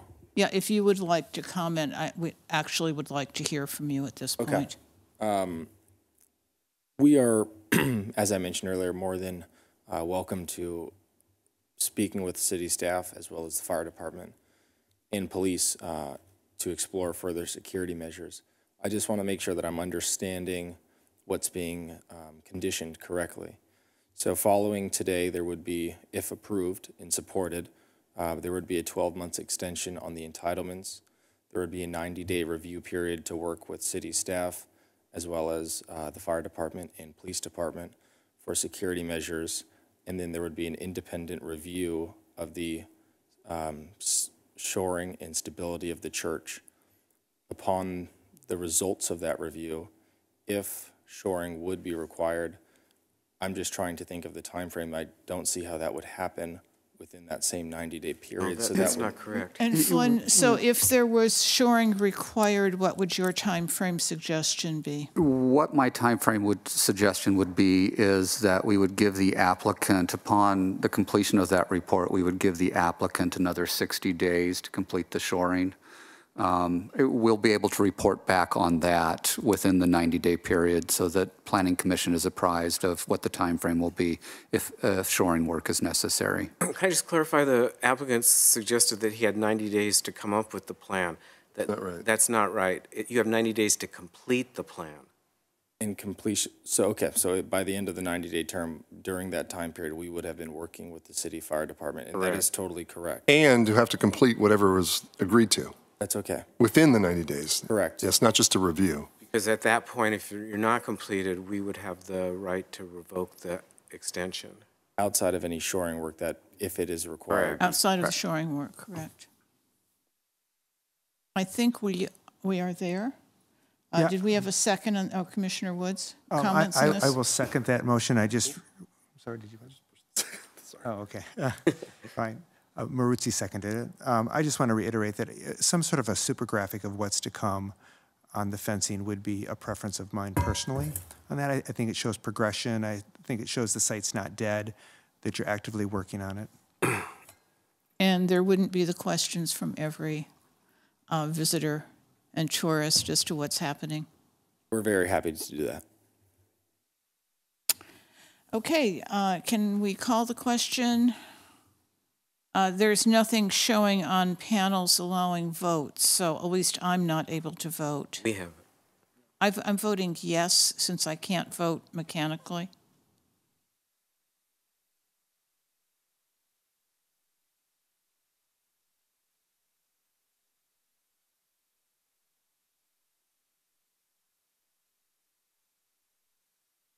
This passes unanimously.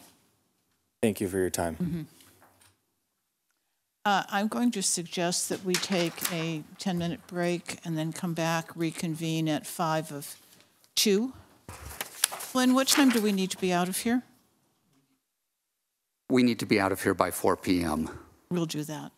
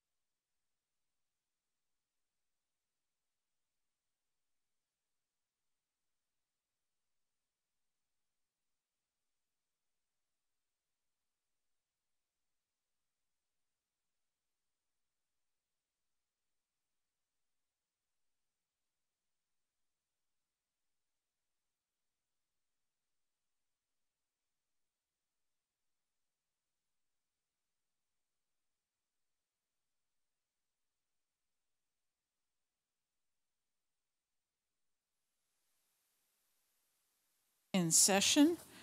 We are on item 2D, 3x5 Palm Springs LLC, request for a conditional use permit and major architectural application to construct 36 hotel suites with kitchens in each unit, a common building with a cafe bar and event space on an undeveloped 1.8 acre parcel located at 244-282 South Indian Canyon Drive. Staff report, please. Good afternoon, Madam Chair and members of the Planning Commission. So I just want to start by giving a brief background of the site in question. So as you can see on the area view on the monitor, the undeveloped area that you're seeing there is the site in question. This site is bounded to the west by South Indian and to the east by Kaye and Celia, to the north by an existing hotel, and to the south by an abandoned building that was once occupied by a tire store. Also, for the commissioners that were on the commission in 2015, you will recall that you approved a condo, you recommended approval of a 32-unit condo project at this same site. In 2015, you made a recommendation of approval to the council, and they adopted an MND and approved that project. That project did not move forward. The current applicant of this project then acquired the site, and in 2016, they proposed a CUP for another hotel use at this same site. You also approved that hotel. According to them, because of several reasons, and I think finance was one amongst those reasons, that project did not move forward, and as a result, you have this new proposal. It is a conditional use permit application and also for the hotel use, because this site is within Section 14, an Indian land. It is zoned local 7 commercial. It does allow a hotel with the approval of a conditional use permit. It is also accompanied by a major architectural application for the architecture and the design itself. So those are the two applications that you have in front of you today. I just want to again reiterate some notables relative to this project.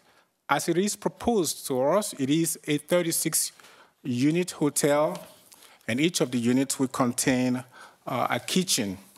The proposal will include a building that is designated as Building A. As you look at the site plan, Building A will be the one that fronts Indian Canyon. The building that is Can you point those out, please? Excuse me? Can you point those out as you're talking? Okay. So this is the overall site plan. Building A will be facing Indian Canyon, and that's the building that is regarded or designated as the common building. It will be used as a hotel lobby. It will also be used for as a banquet hall. There will be a cafe and bar at this hotel, and also light food will be served at this building. So the rest of the building, B, C, and D, are 3-story buildings. That is again on the north side of the building, of the site, sorry. Those are that's the first one, the second and the third, that is facing Kaye and Celia. So the applicant has proposed parking spaces at the northerly edge of the site, and also angled parking along Kaye and Celia. So in looking at the site plan, as indicated in the staff report, there is a pool and an event space that is just tough and surrounded with landscape, and some cabanas at the southern edge of the site. So that is the site plan.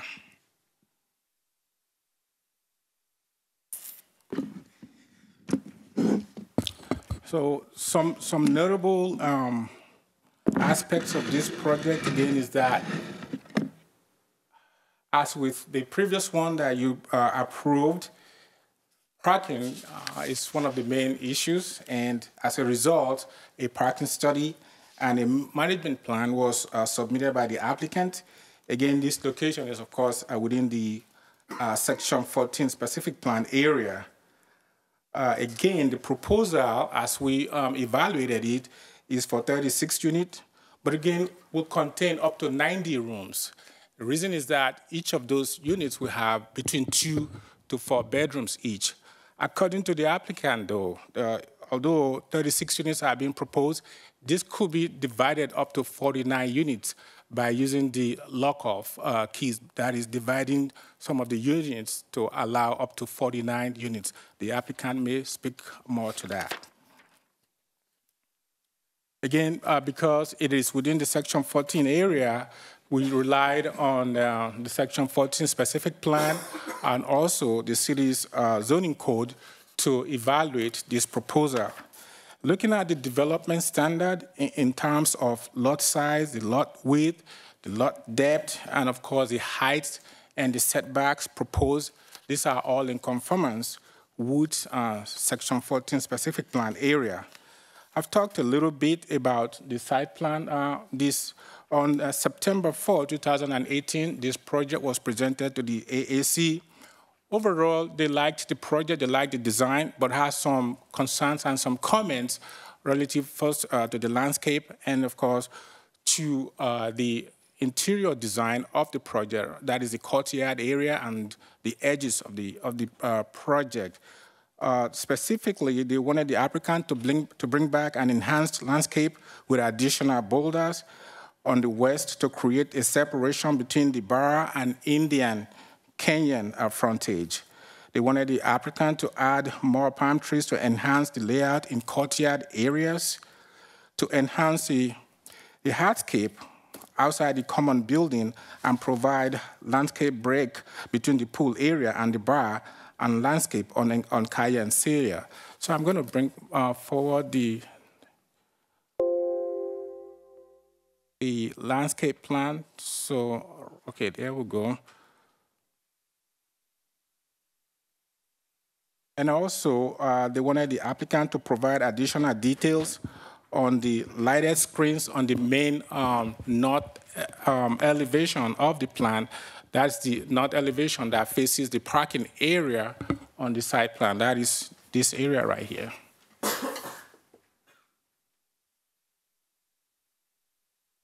Elevations here.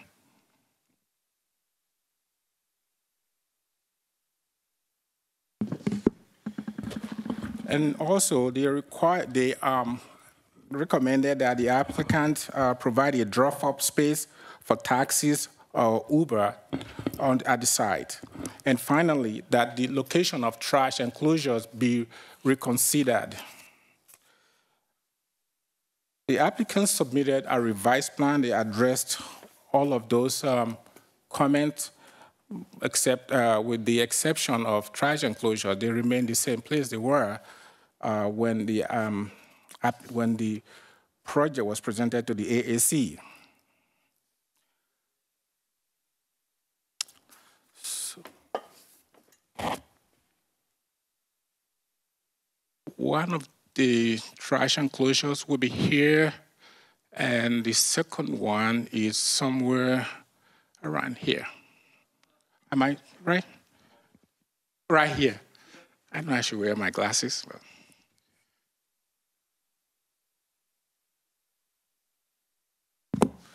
So back to parking issue.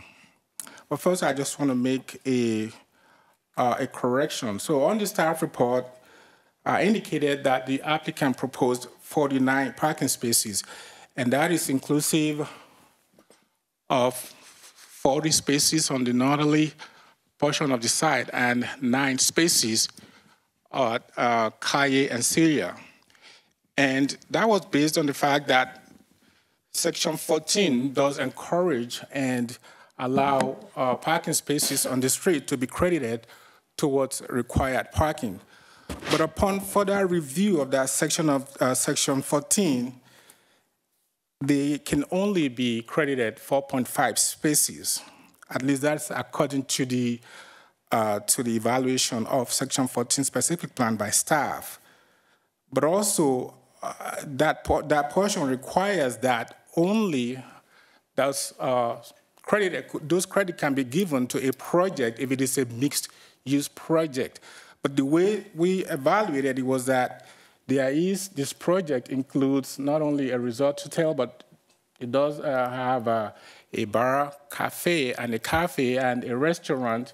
So that could be interpreted as a mixed-use project. That was the interpretation of staff. So, but also, excuse me, do you have like a parking chart as to how you figured out the parking for each specific area? Correct. That's so page, if I can refer you back to page, sorry.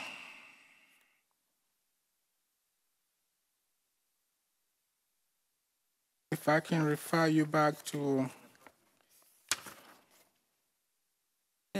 It's not in the staff report. It is on page 6 of the staff report. So there's a subtitle section, subtitled Parking Requirements and Parking Study. On page 6 of the staff report, subtitled Parking Requirements and Parking Study, and Parking Study and Parking Management Plan. So in the last paragraph, I did mention that typically, according to Section 9306, subsection 16A and C of the code, a 36-unit hotel will require an initial 36 parking spaces because according to the code, for a hotel, the first 50 rooms will require 1 parking space each, so that would have been 50, but this is 36 units. And also, additional 34 spaces for the banquet hall and staff. That would have equaled 70 spaces for this use. However, because of the uniqueness of this hotel, the applicant provided a parking study which concluded that with a management plan, with a parking management plan, it will actually require less than 44 parking spaces.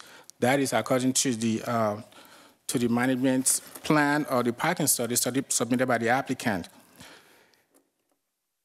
Now, most of those, according to the study, they relied upon a study that has been provided by ULI, that is the Urban Land Institute, and of course by ITE. And in conclusion, some recommendations were made. That is also in the staff report.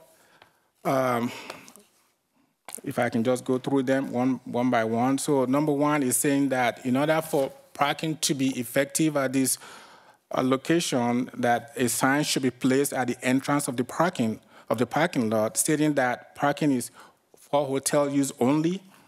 Number 2, that the hotel operator may offer a valet program during peak occupancy periods to assist guests in parking on site.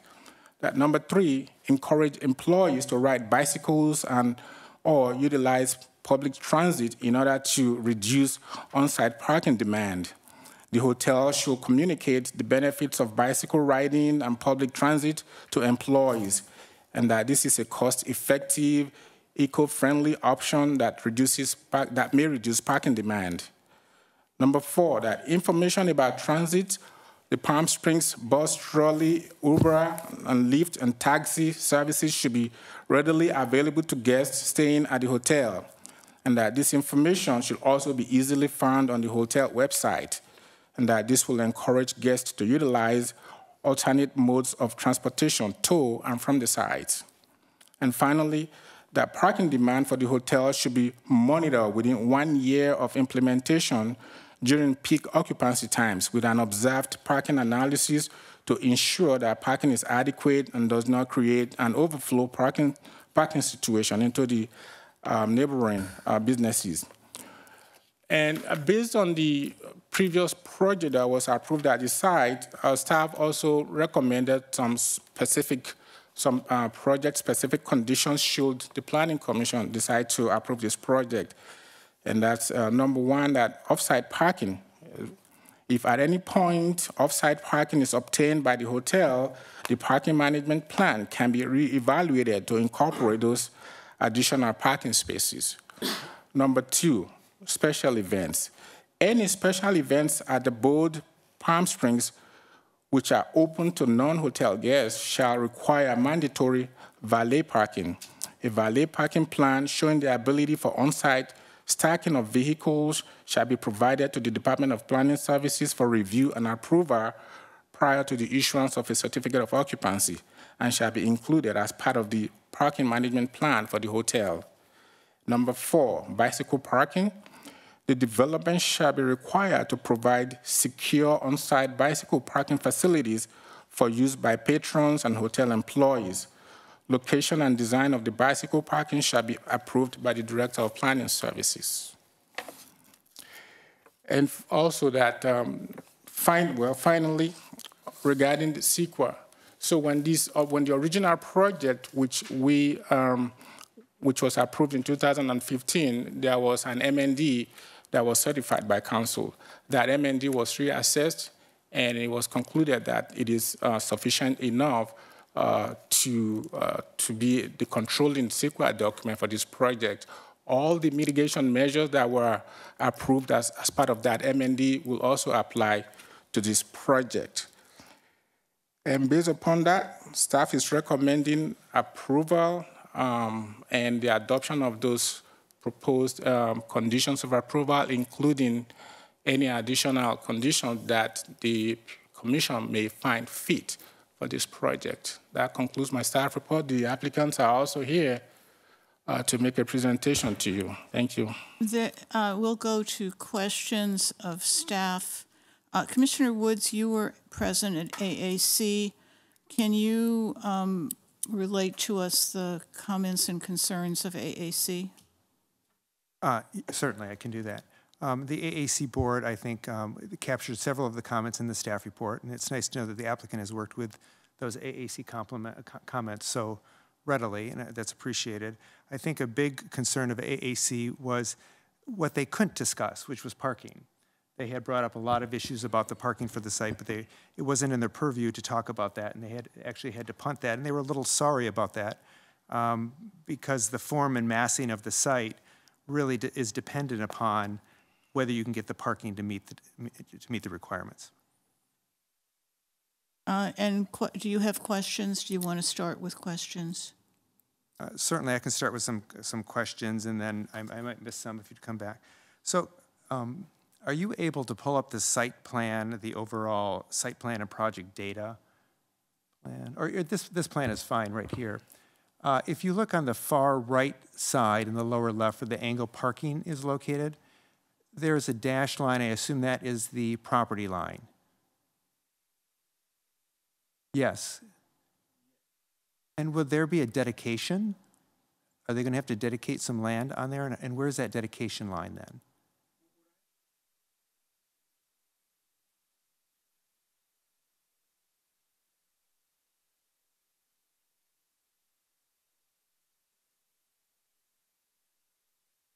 Existing sidewalk on Calle and Celia. So that will be continuing southwards of the site. Okay, so the second line in, going towards Indian, will be the new quote-unquote property line. Everything from there to the east will be dedicated? I'm going to have the applicant speak to that. Okay, can engineering speak to that? Yes. On Kelly and Celia, there is a 19-foot dedication of right-of-way required from the applicant. They'll have to work with the BIA on acquiring that. And do you know where that extends to? It's the entire length of the property on Kelly and Celia. So it's 19 feet from the north. But do you know where that 19-foot ends on the property? It's on this site plan. You see the two dashed lines, dashed line running through the center of the angled parking, That's where the current property line is, and then the next dashed line over to the left, that would be the new property line. I don't see the dash line. It's kind of running behind the sidewalk. Here's one, and there's the Correct. Oh, so the next one goes into the building itself, or? No, it's just behind the sidewalk. It goes through the landscape buffer and ends at the building? Correct. Well, it goes all the way through from property line to property line, north property line to south property line. Okay, another question is, how wide is that sidewalk? So it is, the existing sidewalk is 8 feet, so they will be continuing with the same size on the frontage of this project. So it's 8 feet. So it'll be 8 feet like what the specific plan requires? Correct, so that's consistent with the specific plan. Okay, great. And then you talked a little bit about, there's rooms, and then there's units, and then there's keys. And I think I'm clear on that, but I just want to put into the public record. Can you describe to me what a key is and how that relates to parking? And actually, let me go ahead and respond to that question. Just by way of background, what we're dealing with here is obviously not our standard hotel. When our code was written, our zoning code was written, it really anticipated the traditional model of a hotel, which is a room with a bathroom, and that's basically it. And so our definition in the code and the way that we've typically dealt with these types of properties in the past is as a standard hotel room. This is a different model, and what it's proposing is that the unit will have multiple bedrooms in it. They're intended to be rented as an entire unit to one individual who may have family members with them, traveling with them. And so this is something that is not anticipated by our code. So in terms of the number of keys, or these, when we use the term keys, we're referring to what is able to be rented in its entirety. So for example, in building A, you will see a unit that has one key, but it has 2 bedrooms. And so again, there's one person, one individual who is renting that unit, but there will be multiple people staying within that unit. Some of the units do include 3 and 4 bedrooms. Another thing that's unique to this particular property is on the units that have multiple bedrooms, there is the possibility that one of the bedrooms also has an exterior door that can be rented and separated from the main unit, and so that is considered to be a separate key. So under this plan, there are 36 units with what we're calling the lockout units, those that have an additional bedroom with an outside door. That brings them up to a total of 49 units or 49 keys. And so even though that there are more bedrooms than that, no more than 49 units could ever be rented at this hotel based on the number of keys or exterior doors that are available. In our code, it does acknowledge that there will be uses that we don't have parking requirements to address, and it allows the Planning Commission to make a determination on the appropriate parking for that. And so for that reason, we've asked the applicant to provide a parking study to you and for you all to make a determination if the parking study is appropriate based on the use of this property. And so that's what we're asking you to do. But again, I hope that helps to explain the difference between the number of bedrooms versus the number of keys or number of units that can ultimately be rented at the property. So, Flynn, just to go there, looking at the highlighted sections of the Palm Springs Municipal Code, number 16, and the page isn't marked, but it's close to the end of our packets. And that lists the city's parking standards, which is based on bedrooms, which is one parking space for the first of the 50 guest rooms. So what you're proposing is that this is not a hotel within the purview of the code, but it's something different? Yes, because it's not a traditional configuration of a hotel as we normally see it here, primarily because it has multiple bedrooms within the units, but the units are rented as an entirety. So yes, that's our interpretation, that this is different than what our zoning code anticipated in terms of parking requirements. Dennis, I didn't mean to interrupt, but if you want to keep going. I think you answered the question, but I'd like it answered maybe very definitively. The cafe, the bar, the event space, is that open to the public? I'm sorry, what's the question again? The bar, the cafe, the event space that's being proposed in Building A and Building... It's in Building A. Yeah, is that open to the public? Yes, it will be open to the public, and that was why there's another parking requirement that says that if the number of fixed seats are not provided, that for every 60 square foot there shall be one parking space provided. And so in calculating that, there is, I think, approximately 2,145 square foot space.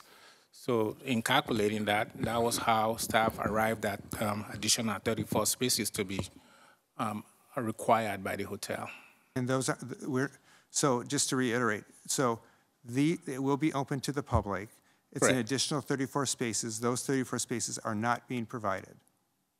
No, they're not. So they're not they're not included in the 49 or 44.5 spaces provided by the applicant. As a matter of fact, I think I'm looking at the parking study. It says 0. 0 parking is being provided for those spaces. That's correct. On that, I'll ask more questions later, but I'll pass for now. Regarding the 9 spaces on Calle Encilia, can anyone park there? It's not reserved exclusively for the hotel, correct? Although staff interpretation of the specific plan is that those spaces could be credited towards the parking requirement of the project, those spaces will be open. Anyone can park there? Correct. In the recommendations, well, the staff recommendations that are based on the parking study, this is on page 5 of 25. How do you define a fee-based permit system for additional on-site parking? What does that mean? I'm sorry, what was the? It's item 9, page 5 of 25. The number of parking spaces utilized on site shall be controlled by the hotel management. Additional on-site parking spaces may be provided via a fee-based permit system. Okay, so that was one of the recommendations made by the parking management study. But what does it mean? I don't understand what it means. I don't know what a fee-based permit system is. Perhaps I will defer that to the applicant. Okay, then the applicant can answer that. Does staff really believe that employees will be riding bicycles? And I mean, it's lovely, eco-friendly, but I don't know if that's realistic depending on where people live as employees. Well, based on experience, it is possible. And one of the major hotels that is currently under construction in the city specifically spoke about that. So it is possible. We've seen it happen in other jurisdictions. So again, that will mostly depend on the approach taken by the hotel operator. So it is possible. Well, okay, I understand it's possible, but how realistic is it? You're citing another hotel. How successful has that been? Requiring or asking them to use bicycles? I cannot quantify how successful it's been, but from studies and from in working and reviewing this project, before we came up with that condition, it is possible that it will be successful. Again, it will depend on the approach taken by the hotel operator, and that was why one of the conditions is that this be brought back to you in a year to reevaluate whether it is working or not, and that will be part of the conditions that will be evaluated within that time. So under item 12, it says there will be an updated observed parking study. Who prepares that parking study? Is it it is prepared the by, owner, the applicant? RK Engineering. So it's the firm hired by the applicant. Correct. Prepares but it that was study. reviewed by a staff, though, by a staff in our engineering department. It says additional parking management recommendations may be created at this time, and the applicant may be required to provide off-site parking capacity. What if there is no additional off-site parking capacity. Isn't that the issue right now? So off-site will be a space outside of the site, so. I know what that means, but is it realistic to expect that there's going to be magically additional off-site parking when there isn't apparently additional off-site parking now? Madam Chair, I'll just jump in on that. Should the applicant not be able to find additional off-site parking, and that is a possibility looking at the immediate area, that there wouldn't be empty parking available for that, the option that staff would have is to then limit the number of keys that are available. Because we have the lock-off units, that makes it very simple for us to amend their business license to only allow the maximum of 36 keys or 40 keys based on the number of on-site parking spaces. So we do have that opportunity to restrict their business license and limit the number of units that they can rent out if there is a parking problem in the future and they're not able to find available off-site parking to address those concerns. Again, it's a little bit problematic for us to do that, but that does exist as an option, is that we can place limitations on their business license and then monitor that through the TOT. But the limitation on the keys would not necessarily limit the number of bedrooms. It wouldn't limit the number of bedrooms, but it does limit the number of separate individuals that they can rent to. I would assume that would greatly affect their business model if they Yes, planning on having all those extra keys. Yes, it could. Let's see. Number 14 talks about a valet parking plan showing the ability for on-site stacking of vehicles shall be provided to the Department of Planning Services for review and approval prior to the issuance of a certificate of occupancy. So that means that they would have to just put together a plan that shows that how they would use their valet parking? That's correct. You had mentioned something about the mitigations under CEQA. What were the mitigations? They were relative to cultural issues on the end. Those were also part of these conditions of approval for this project. Meaning? Meaning that so before there could be any kind of disturbance, grading, or any type of construction activities on the site, they would be required to hire a certified archaeologist. Oh, so I see. In case so archaeological issues. Correct. Those are the only mitigations? Those were the only ones. All right, thank you. You're welcome. Mr. Hudson? No questions for staff. Mr. Hirschbein? So you've answered most of my questions. The only one I have outstanding is actually I have a question for Commissioner Woods. Did AAC express what their concerns about parking were, or was it just generally parking?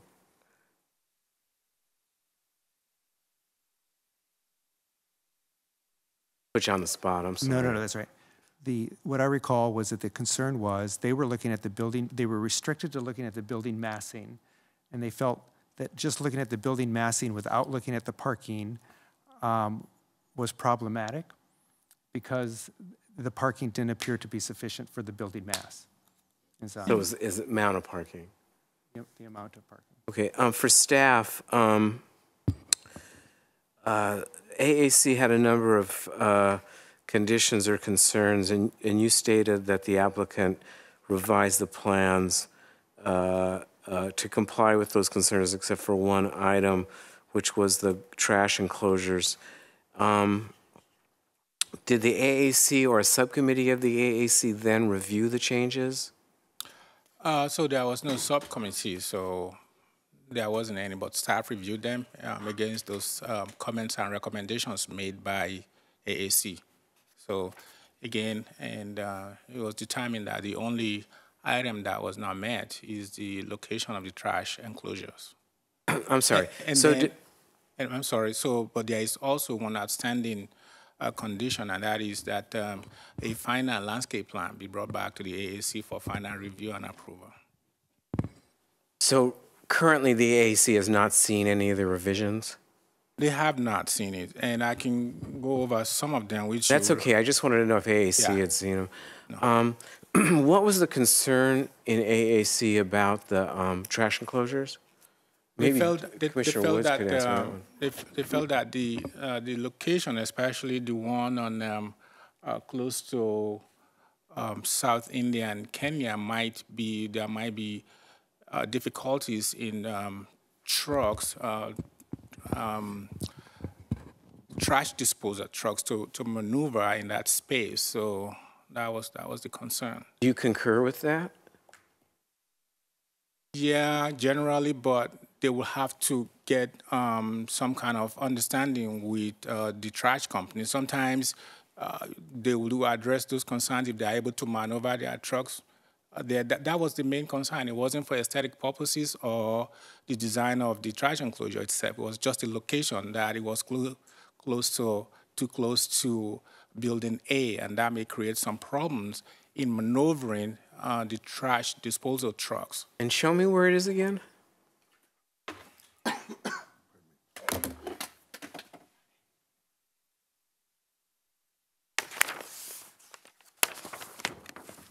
Right here, am I right? Yes. And this is Building A right there.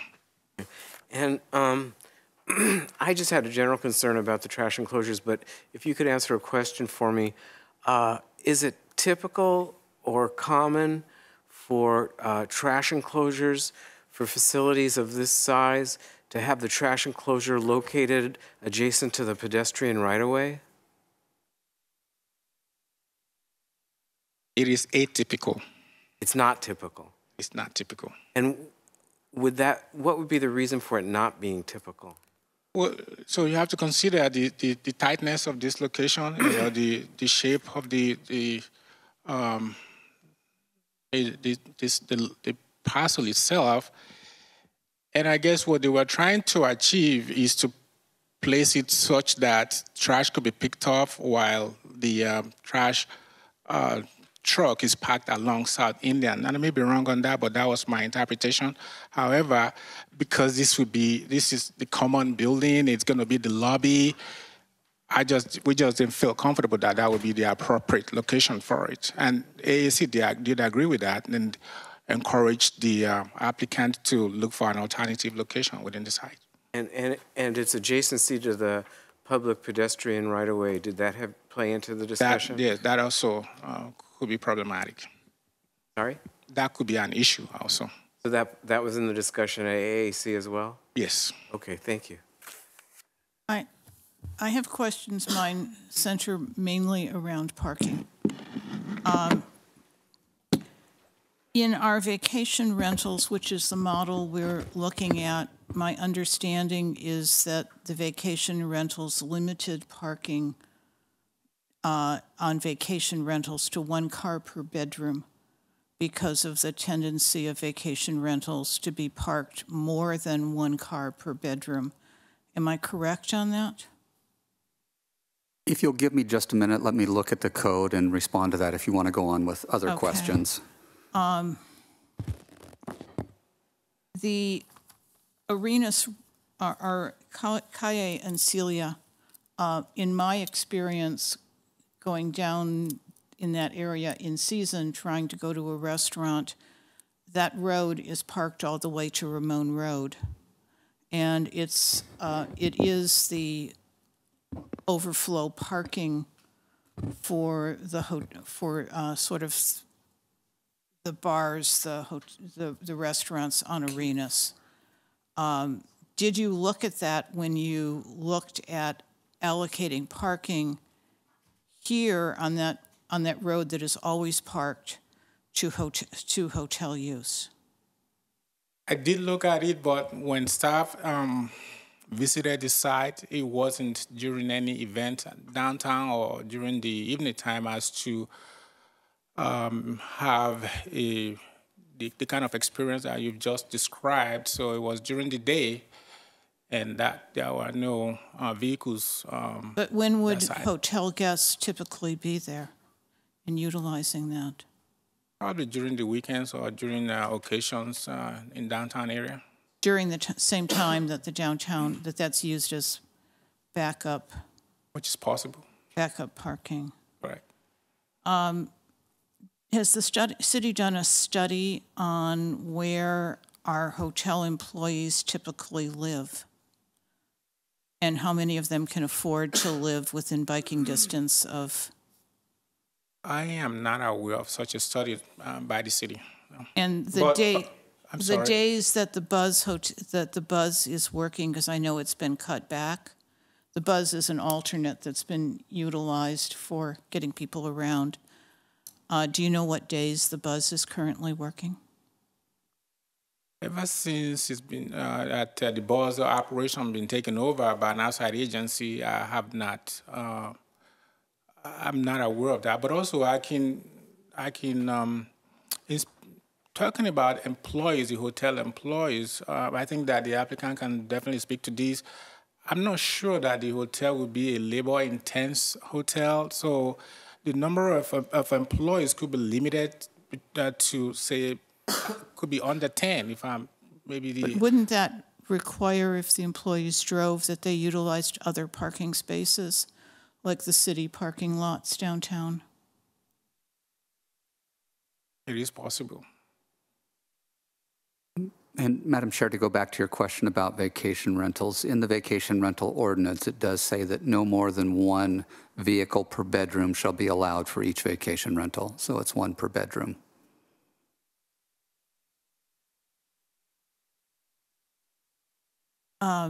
My concerns on this are not the use and not the design. My concern is with the parking. Did staff do an independent analysis on the parking or just accept the parking study that came from the applicant? No, we did our own analysis, and again, that was the analysis is found on page 6 of the staff report, in which 36 spaces will be for the 36 units, and additional 34 for both staff and the event space, the building A. And that was how we arrived at that figure. But ultimately, that the Planning Commission will make a determination as to the and there's vacant land next door. And generally, when somebody has off-site parking, it has to be within 500 feet.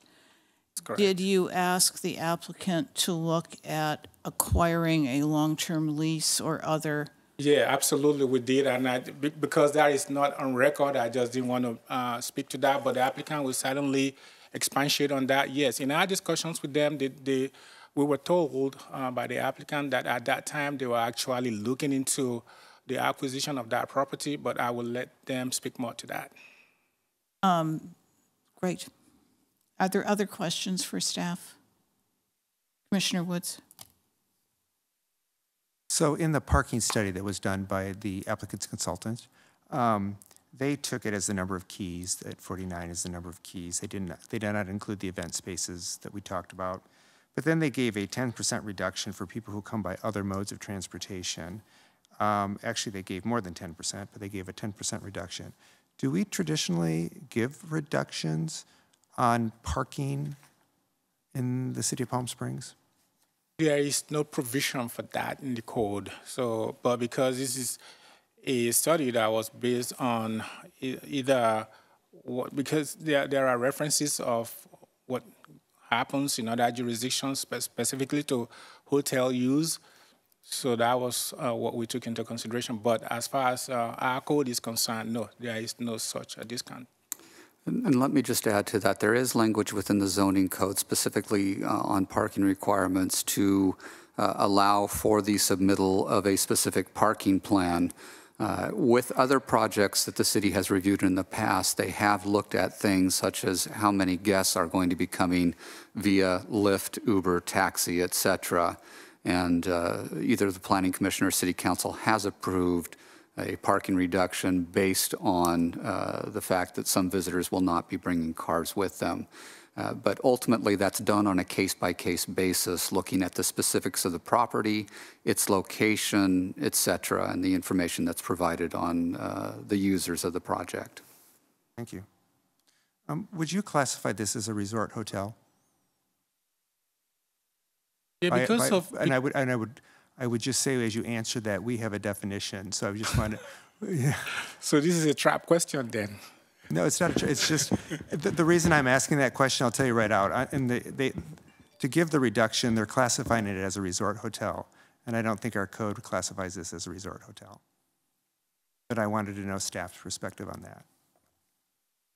Yeah, the definition of a resort hotel in the code is a hotel that has 100 guest rooms or more. And so technically, no, this is not a resort hotel because it does not have 100 guest rooms. Thank you.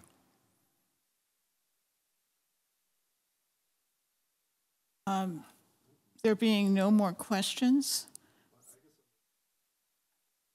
So the parking study was based on it being a resort hotel? Reduction. The reduction was based on being if it wasn't a resort hotel, the reduction would not be allowed? No, based on a parking study, you as the Planning Commission may approve a reduction looking at the data that's included in the parking study.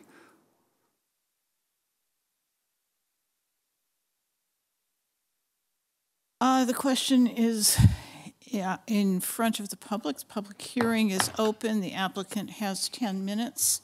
And is it possible? Good.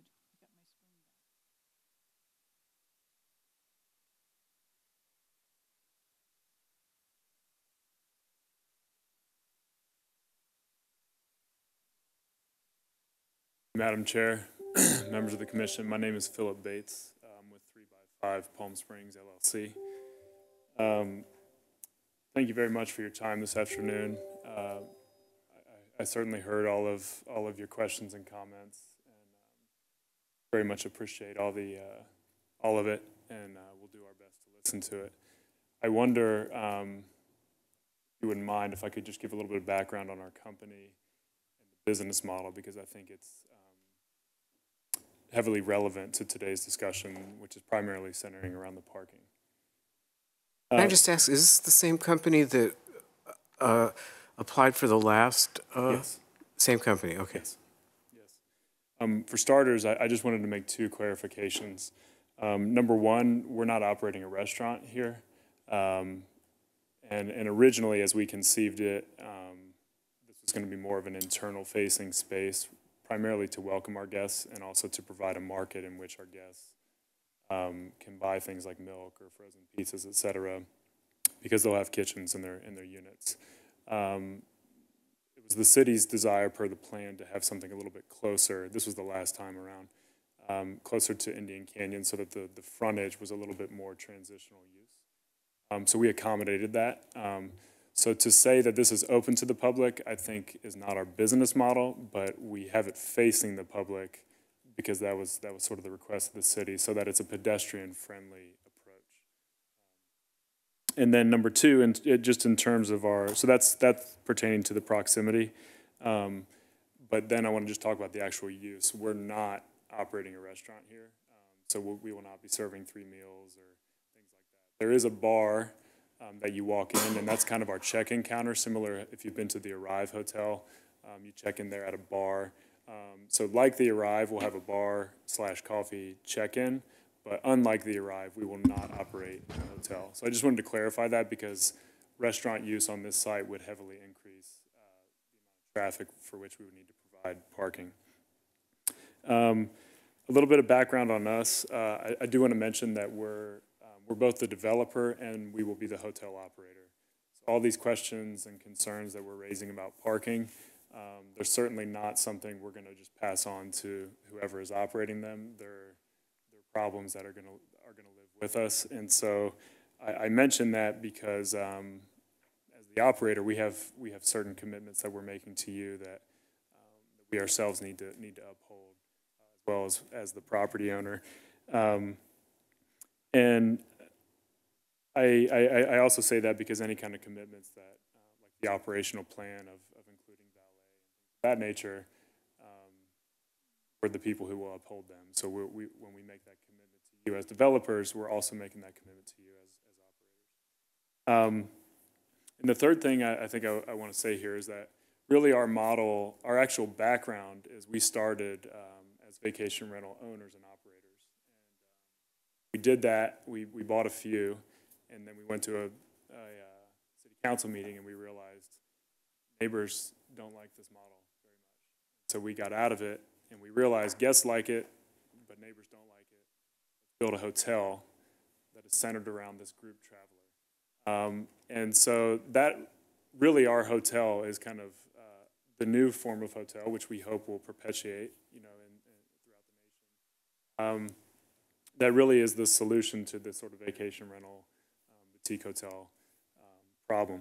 And with that come a lot of learnings, and we are sort of incorporating all that into this. This is, Madam Chair, I did want to mention that I think one of the important points here is that we're shifting from a vacation model deliberately to a hotel model. So the major benefit of that is our on-site staff and operation, that we can really control things from getting out of hand. For example, these rentals are known for having parties that get out of hand. Under no circumstance is that type of behavior allowed at our hotel. Just like you wouldn't see that at the Kimpton or anything else. So operational control, I think, is a really big point for us. But as it pertains to the actual questions at hand, which are obviously very much around parking, I wanted to just note a few things about our model. Number one, as I already mentioned, it's very much within our capacity to limit the number of cars that come. We message that through when you book, you're notified. We do this at our other properties. You're notified of how many cars you can bring, and then you're fined if you break that. And we know, because we're on-site managing, you know who is coming and what unit they're staying at. Number two, I would say, as you all are aware, group travel is a little bit lower occupancy than individual travel. There's simply less groups traveling than there are individual travelers. So our net occupancy tracks lower than regular hotels. Regular hotels in this market are probably around 60% occupancy. We're in the 50s, simply because you just don't sell as many room nights, and that's just something that comes with the business model. And then I also want to talk about someone raised the question around employee parking, and so our model is closer to a limited service model, and so what we mean by that is it's very much less intensive from an operational standpoint than it is a normal hotel. So, for example, we don't do things like nightly cleaning. We don't operate a restaurant. We don't have elevator operators and things of that nature. And so the number of employees we have on site at any given time is a lot lower. We have a hotel just like this. Actually, I think it has 2 more bedrooms than Nashville. And at any given time, there's a max number of 6 employees on that property. And so I bring that up because we just simply don't have a ton of people. We certainly do have people there, so I'm not saying there shouldn't be consideration to how they get there or where they park. I just want to make the commission aware that just the net impact of our employee parking on the project is a lot lower than a typical hotel. And I do want to reiterate the operational plan, which we committed to in our previous entitlement, and we're prepared to commit to it again. And that is, if we have any events, we will have valet. We'll have signs on the property that parking is for guests only. We will encourage and incentivize employees to bike. We'll also make our employees and our guests aware of buzz operating days and hours, as well as lift programs and things of that nature. And then we're also willing to commit to a 1-year monitoring, which Commissioner Maruzzi, you obviously pointed out the fact that that could have a negative impact on our business. So I think that shows our commitment to this, because we're aware of the negative impact that would have on our business. And we take that very seriously because it could hurt us, right? I also want to mention a couple other points. One is compared to our previous entitlement, which we got last time around for the villa product, we are providing more spaces per bedroom in this requested entitlement. And I also want to just go ahead and mention why we didn't build that original one. And that simply was, it's a new, innovative product, and just like all of us here are trying to wrap our heads around it, banks do the same thing. And so we would go to banks and they would say, I love it, I want to stay there, but it's hard for me to figure out how to finance it. We want more density. We need more units on there. Really, which is why you have a more dense product here, even though on a per bedroom basis, we're providing more parking spots per bedroom. And I also want to point out, Edward alluded to it, this site is extremely challenged. Number one, it's incredibly long and narrow. And that makes any kind of building you're putting on at the parking, it's just challenging. This is the third time, if we get it entitled, this would be the third time it's entitled. And parking was the number one challenge on all three of them. It's just a challenging site. Further, it's on a land lease. It's in Section 14, which we did receive tribal commission approval. But that just makes it a little bit more challenging in the eyes of lenders. Obviously, in Palm Springs, land lease products get built, but it just adds that additional layer of risk to lenders and things of that nature. So, again, I appreciate your time. I wanted to give this background so we could open the discussion, so you could have a little bit more insight into how we're operating, what the business model is, and I'm available to answer any questions, as is Lance, our architect, and Dennis Cunningham, our builder partner. Thank you. Are there any members of the public that wish to speak?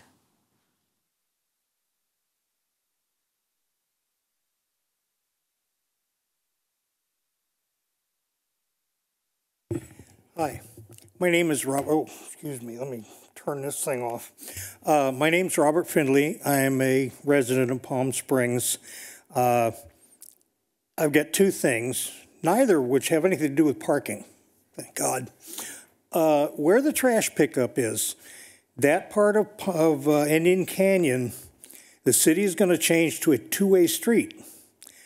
A trash truck stopping on the right side of that street in a northbound direction is going to create a traffic jam.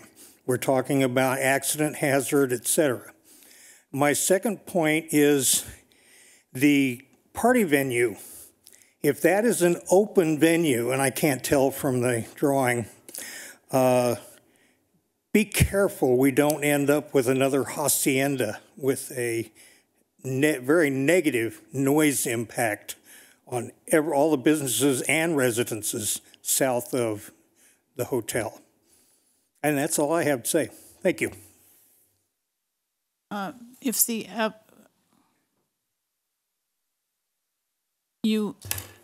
Thank you. Are you coming to testify or rebuttal? Yeah, rebuttal. Okay. So Lance O'Donnell, O2 Architecture, Madam Chair, Commission, staff. Yeah, just really like the opportunity to weigh in on the trash at least. So while the physical placement of the trash hasn't changed from what we presented to AAC, the way we're envisioning the trash and the trash pickup is now been modified so that the collection or the refuge underneath the public building or at the southwest corner of the public building is really seen as a repository, a temporary repository, till it can be taken by staff over to the main trash over off in Celia. So while there may be more collection at the public area, it's not seen that there'll be staff running across that parking lot as things fill up within the public spaces. So what we propose to do now is, rather than push the trash out to South Palm or to Indian Avenue, is to just have it stockpile there to a certain point and then move it over to the larger trash bins that are in the northeast corner of the site. And so we see that as giving some flexibility to the limited number of staff, as well as having one single location that seems that it's just more convenient. the way we've talked about this with the waste management folks is they will pull in off of Encilia and then push the trash out into the parking lot lane and then fork it up and then back out. So it seems like a very convenient way. They could also come in off Indian Canyon. The design is such that both a fire truck and large vehicles can get underneath the porte cochere. So it's designed for, it's just about 14 feet of clearance there. So it's designed so that any vehicle can get through there. So if the trash chooses to come off of Indian Canyon, proceed down the parking lot, that's also available. But yeah, we have also the landscape architect here, Dennis Cunningham. So we've got, we can answer any range of questions. So thank you.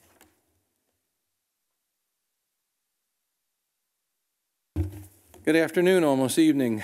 Dennis Cunningham. I think I know some of you folks, and those of you I don't, hi. I have a company in town, Palm Springs Modern Homes. I've been building and developing here for approximately 25 years with a number of projects. I'd like to make just a couple of comments. One is on the trash. One of the things that came up at AAC was when you figure out what's going on with your trash, you need to come back. And initially, because of the number of projects I've done over the years here in Palm Springs, what happens when you go to the commission, you don't do the whole thing 100% because if something shifts or flips, you're changing a lot. But you need to bring enough so as you have the basics to get an approval. And in this case, the AAC said, when it comes to your trash, we're not sure what you're doing, and we need you to come back and go prior to getting building permit. Lance has been going through it. We've been going through it. I've built a number of projects. All of them have trash. Some of you may remember Marvin Roos, who was the planning director here many, many years ago, as well as worked for MSA for many years. And one of his first statements to me was years ago, make trash your friend. Because if you don't, you're going to have big problems. And we've dealt over the years with virtually 7 or 8 projects. Laval Reese was one that we had to deal with next to the 45 at the Villas. That was a challenge. We dealt with that. 48 Arenas, very successful. Even what happens is they push, the trucks come in, they open, the guys push out, they fork, and they're gone. With the comment that was made earlier, Indian is not the place to stop and park. But the point is, we are going to take a look at the trash. We're going to make sure that it works out, and it does go through review again. One thing Phil mentioned, and I'd like to bring it up, he mentioned he's going to have 4 employees, maybe 6, but 4 employees at a time in different shifts. So he doesn't have a large program going. He is a hotel, and it is a boutique hotel.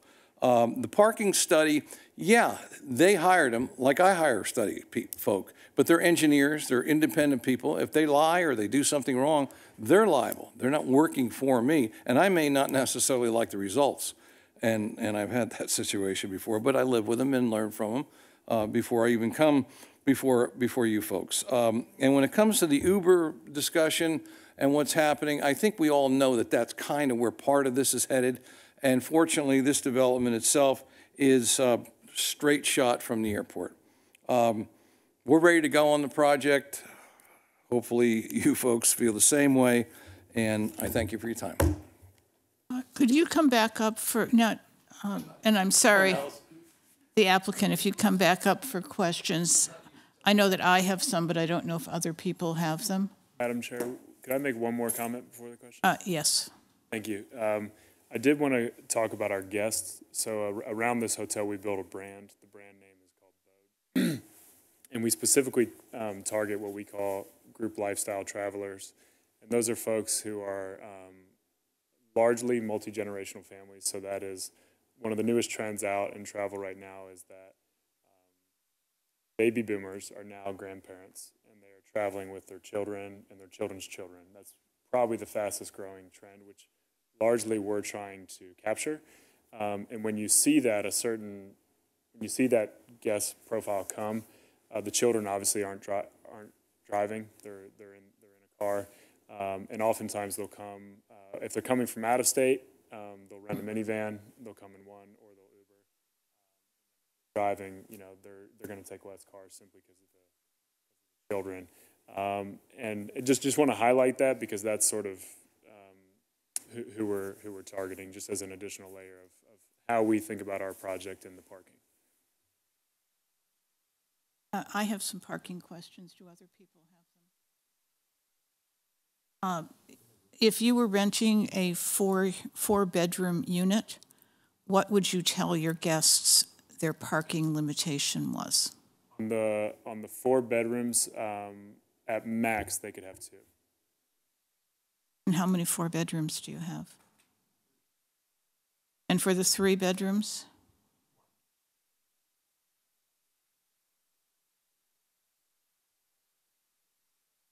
That probably is my most important question to you.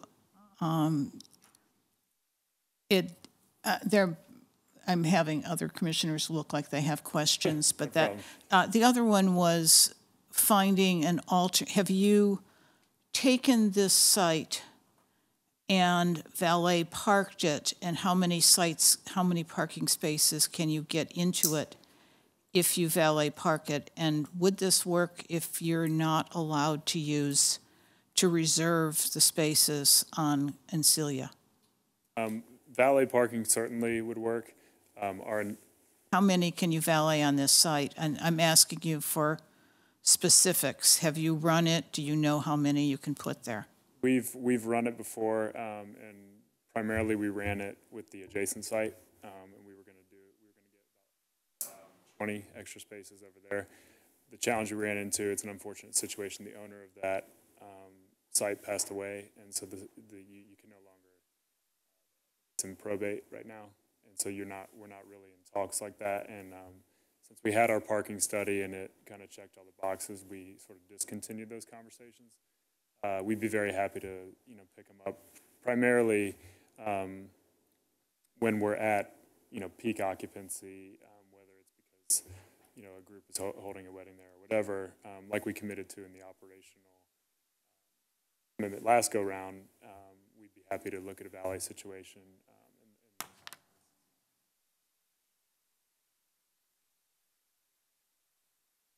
I think that was my main question for you, is what you can do with it. And in terms of picking that conversation, the concern, the reason I'm asking this much about parking is the downtown is underparked, and people who come looking to go to restaurants are always looking for spaces. And if we lose any spaces to your hotel, it just, the city suffers from that.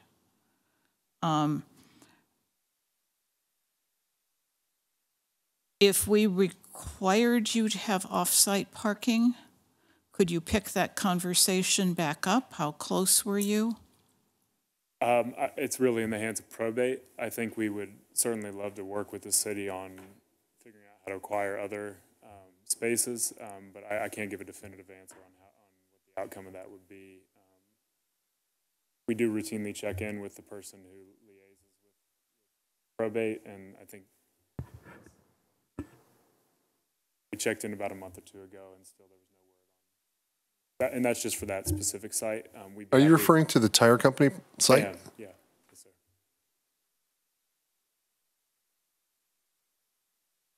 Thank you. Commissioner Woods and then Commissioner Marucci. The plans are very small, the ones we got to look at, so I'm just going to ask something. No problem. I assume there's employee bathrooms somewhere. There are. Okay, is there an employee shower? There's not. Would you be opposed to putting one in? Okay, thank you.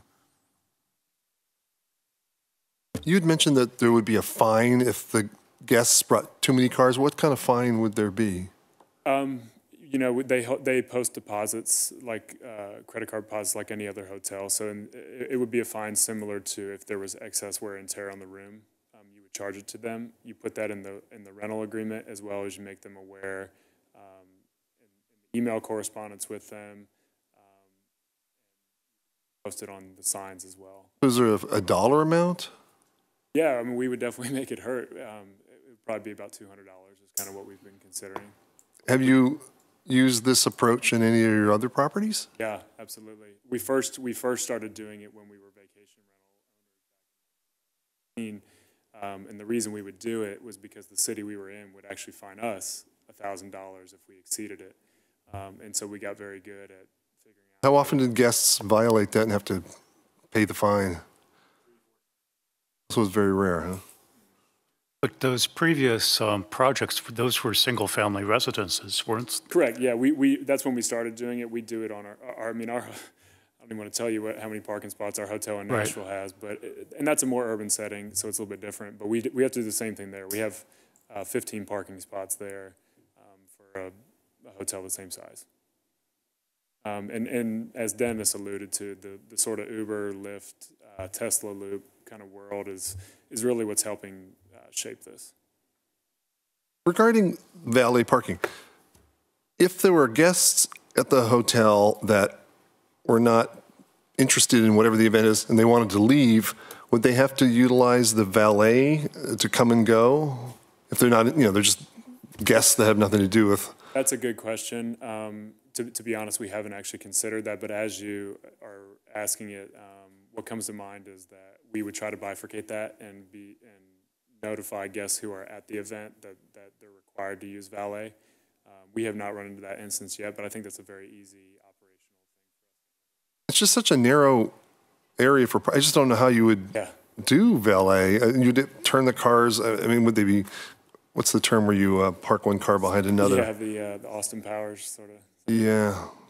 What we would do is, the benefit we have and the reason Dennis and Lance designed it this way is just the one way in and one way out. So we would drive them out through Kaya and Sia, and then would line them up on the right side, sort of, as you're alluding to, kind of parallel parked there. So they wouldn't be parked inside the main parking area, the valet parking. It would be outside? They would come in, they would turn in, and then we would line them up on the right side near the building and take them out. And there's enough room to do all that? We believe so.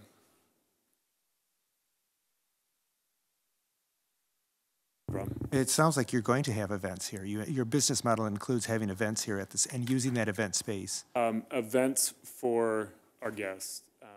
So that can invite outside guests to their birthday party, as an example. We try to limit it to our guests. So we'll host your reunion or whatever there. There might be instances on like slow weeks, as you all know, Monday, Tuesday, Wednesday are a little bit slower here in the Valley. We would probably have events that are more open to,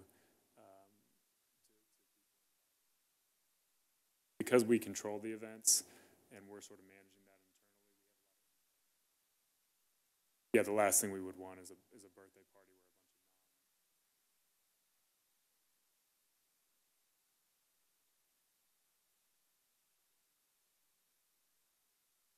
bunch of You had talked about, fining somebody if they brought too many cars. In my experience is, whether you charge to park or you fine somebody, they find some other place to park and just take the hike back to the hotel. Yeah, and that, that's certainly, I can't tell you that won't occur. I mean, that's just kind of out of our control.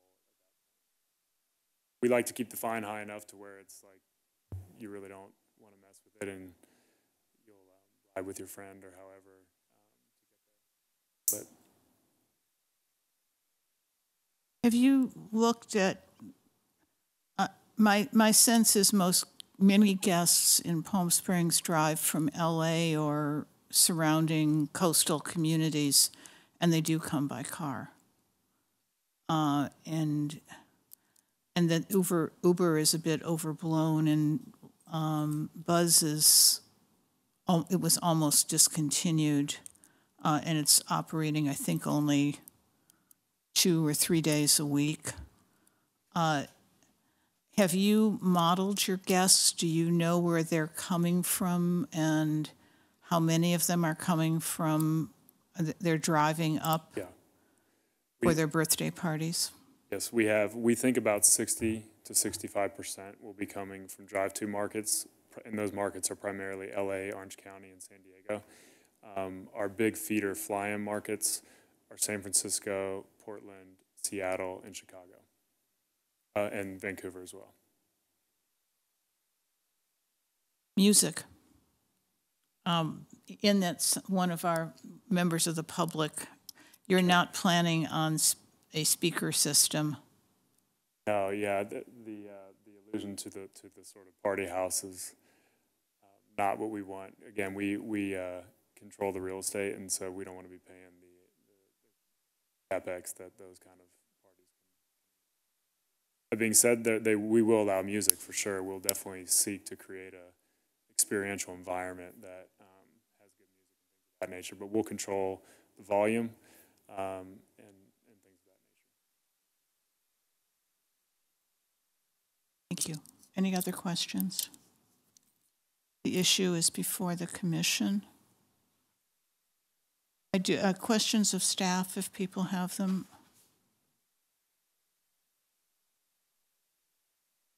I have one for Flynn. If we don't count the parking on Calle Ancilla toward the hotel, does that impact the number of keys they can have?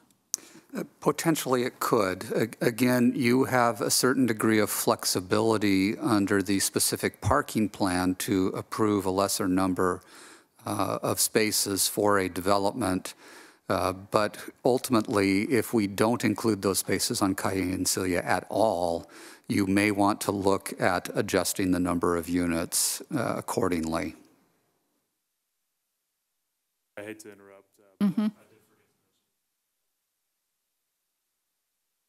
It's fine. Thank you.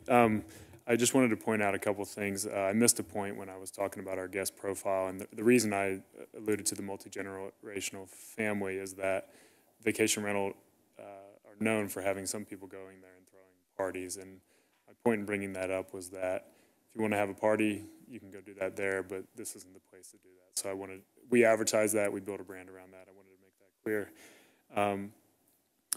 The second thing is the lock-offs.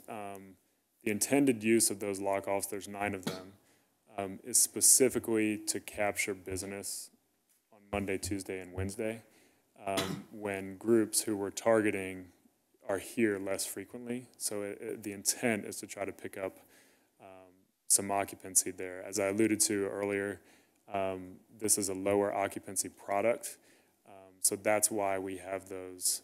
What is a lock-off? So a lock-off is if you were to have like a 2-bedroom condo, you could bifurcate that, and you could say, here's a 1-bedroom unit with a kitchen, and then here's a regular 1-bedroom hotel. You just lock the other bedroom door and they can't get in? Yeah, and there's soundproofing and things. Hotels have them, like adjoining rooms. Oh, like motels? Those are lock-offs. And I also wanted to point out one thing, and this is a pretty important thing, and that is in a typical hotel, you'll find a lot of rooms that have a standard king and then 2 doubles. So in other words, you could sleep 4 people in one room. Not one of our bedrooms will have doubles. They're all sized to just have one individual. The reason I raise that is, again, this isn't the kind of product where people are going to be coming in, flopping in, and we're kind of trying to cram as many folks in as we can. So just wanted to touch on those 3 points: the guest profile, and not being a party house. 2, the lock-offs primarily being used midweek, and we'd even be willing to commit to that to you all, which would greatly reduce the parking intensity on the project. And then number 3, we would also be willing to commit to you that we will not have twin beds so that are in the bedroom, so that we have standard king or queen. Thank you.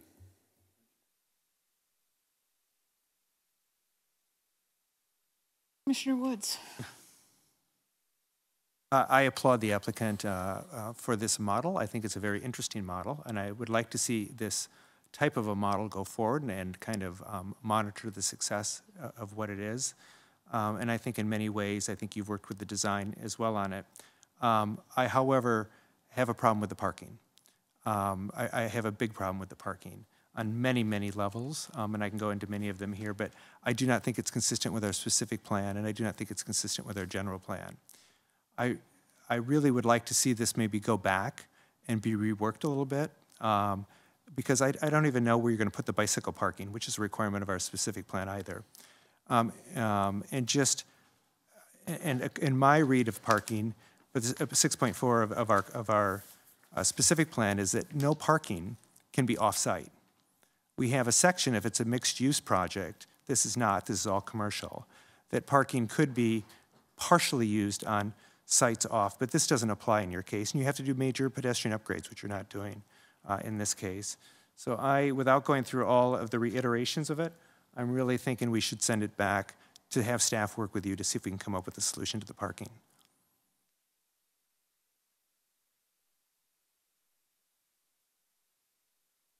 I have to say I agree with what you're saying. I know in Calle and Celia, when there's any kind of activity going on in Arenas, that those will be used immediately. And as soon as a guest pulls out, someone will pull in that isn't a guest. It's just the way it is. That's just the area that everyone wants to park in because they can walk to Arenas. And Arenas doesn't have enough parking. So I just don't think you could count those as hotel parking, because you can't control it. I'd like to talk about something other than parking. Basically, going back to the architecture of the building and the basic site plan, especially since we have both the landscape architect and the architect here. Obviously, as has been mentioned, it's a really challenging site. Both the parking and driveway situation are very, very linear, very constrained. Likewise, the north elevation of the building, in my mind, is not very successful. I applaud the addition of the perforated metal screens, but I think those could stand to have a lot more attention paid to them. Perhaps they need to be even more random or have a little bit more interest. Can we, as you're going through it, maybe Edward can pull that up on the screen so the rest of us can follow. I'm looking at the blow-up colored elevations, actually. Yeah, sheet 2 of the exterior elevations is probably the best. It blows it up a little bit more. Anyway, I'll continue, but I think that's one of the things AAC did mention, if I'm correct, in that they were hoping that those screens would be pulled away from the adjacent balconies by a little bit to help them to float a little bit. And I think that's a good comment. I think they could also stand to, I think some attention needs to be paid at the bottom of those screens as to how they intersect or land into the landscape area, the adjacent landscape area, just for even basic maintenance issues. I think the other big issue in my mind is just the overall uniform height of the building at the cornice line at the top of the building. I realize you have a 35-foot height limit that you're working under, for 3 floors. That's very, very challenging. I think the rooftop mechanical equipment that's shown is actually shown very, very honestly on sheet, well, it's not numbered, but it's partial sections. It's probably the 4th or 5th sheet from the back of our packet, which is a blow-up section, which I think, shows very honestly that the proposed parapets probably won't completely screen the rooftop mechanical. So I'd like to hopefully maybe staff can work, building staff can work. I would be happy to have just those parapets surrounding the mechanical be enough higher to, one, shield the mechanical equipment, but I think also even more importantly to give a little bit more variation to the south elevation and even the north elevation. I think right now the modulation of the south elevations are quite successful, but I think that additional screening at the parapet would go a long ways. Other than that, I think the architecture is consistent, it's successful, it's broken down quite nicely. So with those, the other thing is, getting back to the landscape architecture, I would think that with the length of the driveway from Indian Canyon to Calle and Celia, that there could be introduced some enhanced paving perhaps at certain points, almost as crosswalks or whatever, to break up the length of the asphalt paving. Maybe the enhanced paving occurs where you have your basic access into the courtyards of the building to sort of further strengthen those entrance points. And then maybe even at the porte cochere at Indian, some enhanced paving would be, I think, really advantageous at those locations. And those are my comments. Commissioner Hirschbein. I too will talk about something other than parking. Regarding the trash enclosures, I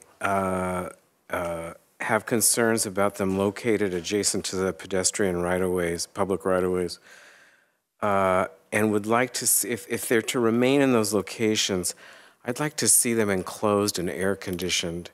I just think having garbage piling up next to the sidewalk in the summer is just a prescription for a very unpleasant walk by, particularly, well, both locations. So I would predicate an approval on that. I like the paving idea. I think that would enhance the project. I would also like to see, prior to coming back to back to Planning Commission, that AAC be able to see the changes that were made based on their comments. Usually we get that, and I'm not sure why the exception was made in this case. But I would definitely like to see AAC's review of the changes that they requested. Generally speaking, you know, we reviewed the previous submittal, and there was sort of this unanimity that this was a great project, and you know, unfortunately, the economics didn't work out for that, and you know, that might be sort of the Rolls Royce for the site. I don't think we can't really expect a Rolls Royce on this location, and I get that, but I just think that it seems overall that it's been kind of value engineered to sort of not a very interesting level. I think there can be another level of design to this project that would be more appropriate for a new building on this site. This is a very prominent site. There's so much activity around here on the weekends, you know, within 50 feet, 100 feet of the site. It's a very visible site, and I would like to see more attention lavished on the architecture. You know, like I said, it doesn't have to be the Rolls Royce, but, you know, maybe a Buick or something like that. I'd take a Volt. A Volt, yeah. No, not a Volt. That's my higher. A Tesla, maybe. But it's just, it just, to me, it needs another level of a look at the design. There's a uniformity to the east-west elevations. Get the north-south elevations. The north elevation, I get why it needs to be uniform, and some of the suggestions I thought were good, but that south elevation, I just feel that there needs to be more attention paid to it, and particularly the Indian Canyon presentation to the street. Madam Chair? Yeah. Can I add just one small addition to my comment? Mm-hmm. I spoke about the rooftop mechanical equipment screening, and I'd like to condition that even the north side, the north-facing, basically the screen wall extend around the north side as well. I think when Indian Canyon becomes two ways, that people driving down Indian, that rooftop mechanical equipment, I think, would be visible. So I'd like to ensure that it be screened basically on all four sides, including the north. Thank you. So first a comment, and then if we can get to what our concerns are. The parking concern obviously is one that I have, and I do not think that on Calle and Celia that we can count that just from the experience of living here and trying to go to restaurants, that I do think it will be entirely parked up. I don't think it would be bad if the hotel guests used it, but I don't think you can count it because I think it will be snapped up when spaces are available.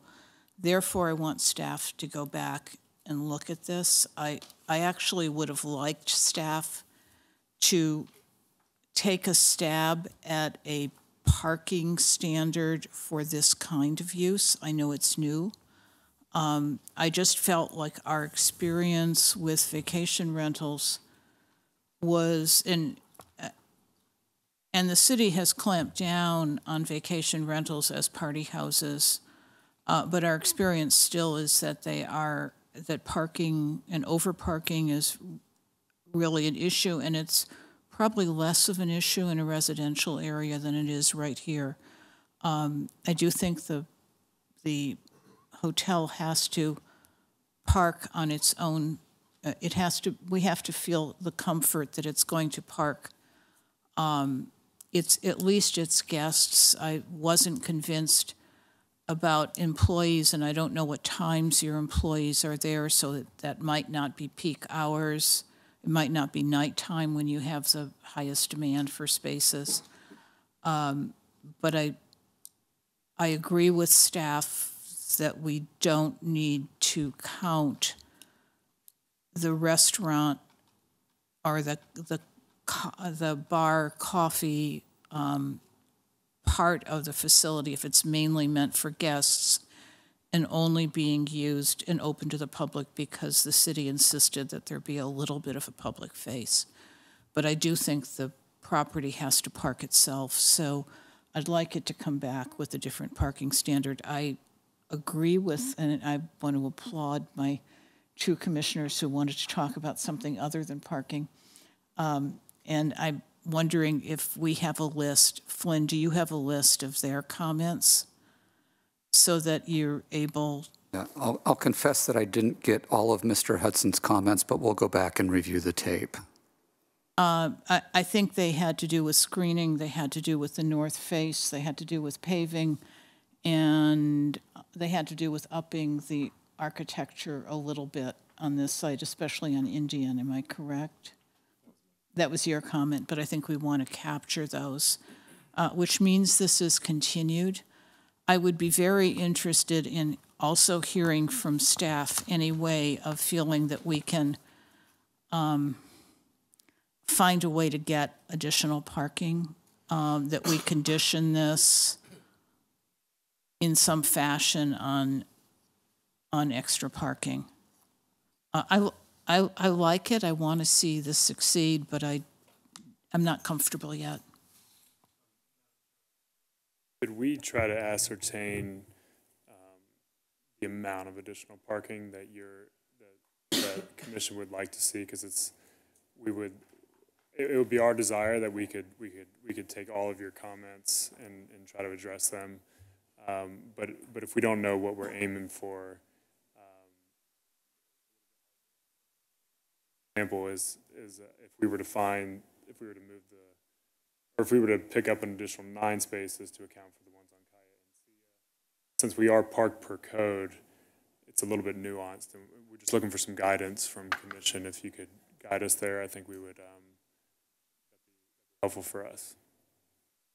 That is partially why I wanted staff help. I was thinking something like 60 spaces. And that's kind of where it was 2/3 of the rooms And I don't know if that works, and I don't know if I'm being too, requiring too much, but that's kind of where I was thinking we had to get. But I don't know if that's the right answer and would need staff help. I would agree we need staff. If you look at our code verbatim, you really would need to provide 90 parking spaces. 40 is quite a stretch from 90. And I'm looking at it verbatim, and I'm looking at it through the definition of guest room and the definition of room and the definition of suite that we currently have in our zoning code. However, I think that staff has brought to us the ability for some flexibility in something of this design. I just think the difference between 40 and 90 or even 70, which staff is recommending, is quite a difference. So something is going to have to give to make the parking kind of work for everybody. And we'd like to see it work for you as well. I mean, that would be my goal, is to try and have it work for you as well. Flynn, do you have comments on that? We will go ahead and work with the applicant in looking at ways that we might either be able to increase parking or come up with a ratio that's more comfortable for the Planning Commission based on your comments. What I would recommend that we do is we continue this to a date certain, because this is a conditional use permit and a public hearing. And my recommendation would be that we continue it to our first meeting in December. Is that enough time? On the architectural side as well? Can I get a motion? I move to continue the project to the first meeting in December, which is December the 12th. The 12th, and to allow the applicant to work with the staff to address some of the concerns that were expressed here during the commission meeting. And do we keep the public hearing open? Yes, we will keep the public hearing open. That way we can accept more testimony if necessary. All in favor? Can we call we have a motion. Do we have a second? Commissioner Woods, do you want to second it or it's okay? Commissioner Maroots, fine.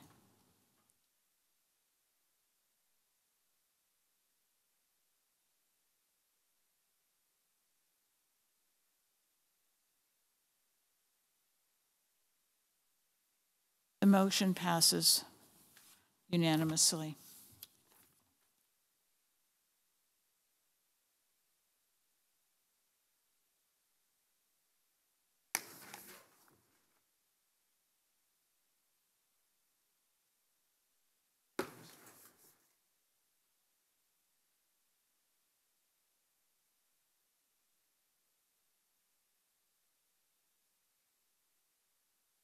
Planning Commission, we're not done yet. We've got a few minutes to go.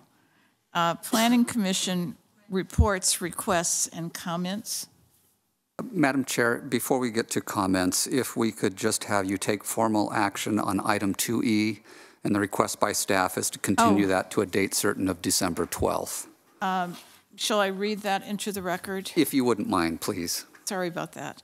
Okay, 2E, request by Austin Todd on behalf of California Organics for a conditional use permit to operate a 5,044 square foot cannabis cultivation facility within an existing industrial building located at 695 South Williams Road. Staff report or? Yeah, I'm sorry. I was just going to say that we need some additional information from the applicant, and based on that, we would request to continue the public hearing to December the 12th. Can I get a motion? A motion by Commissioner Hirschbein, seconded by Commissioner Maruzzi. All in favor?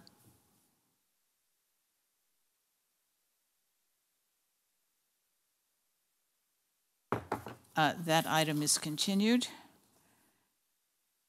Okay, Planning Commission reports, requests, and comments. I have one question. Actually, on my calendar, I had a meeting, Planning Commission meeting for December 5th.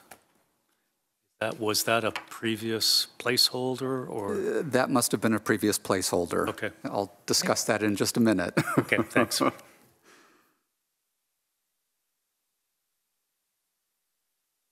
I think we're silent.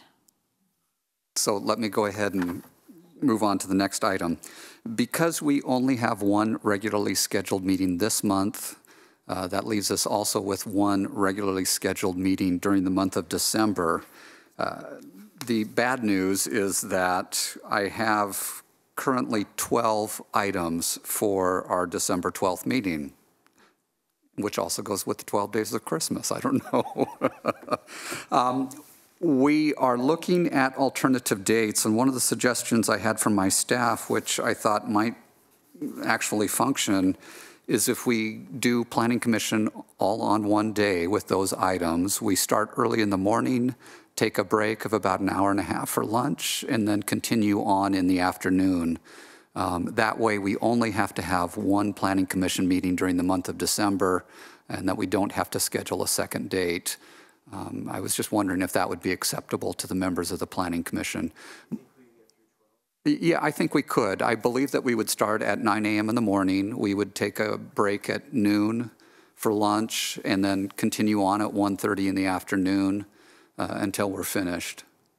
Do we need also a meeting to interview applicants for the Architectural Advisory? Yes, we will need a meeting to do that as well. Can that be in January? That could be in January. Would the current members be willing to serve through the first meeting in January? I will poll them and see if they would be available. If not, we should do it in December. Yeah. We also have our alternates who are available should Maria Song and Kenny Cassidy not be available in January. I forgot to ask, I'm sorry. Forgot to ask, there was a discussion about a joint meeting with City Council regarding the golf course conversion and other items. Correct. And we had originally anticipated that that would occur on November the 28th. However, the city manager has indicated that that date would not be available for the joint meeting. There is an item on tonight's City Council meeting to set a date for that joint study session. So I'll let you know the outcome of that discussion this evening. So if you're in agreement, we'll go ahead and have one formal Planning Commission meeting during the month of December on December the 12th. We'll start at 9 a.m. in the morning, and we'll go ahead and continue on through. The only question would be, is it possible to get any of the materials earlier? Because reviewing, if they're extensive, reviewing 12 different applications might take time. Let's see, looking at some of the materials, there's a couple of them that we might be able to get to you early, and so we'll go ahead and email those materials to you or produce packets if you'd like. Great. Okay.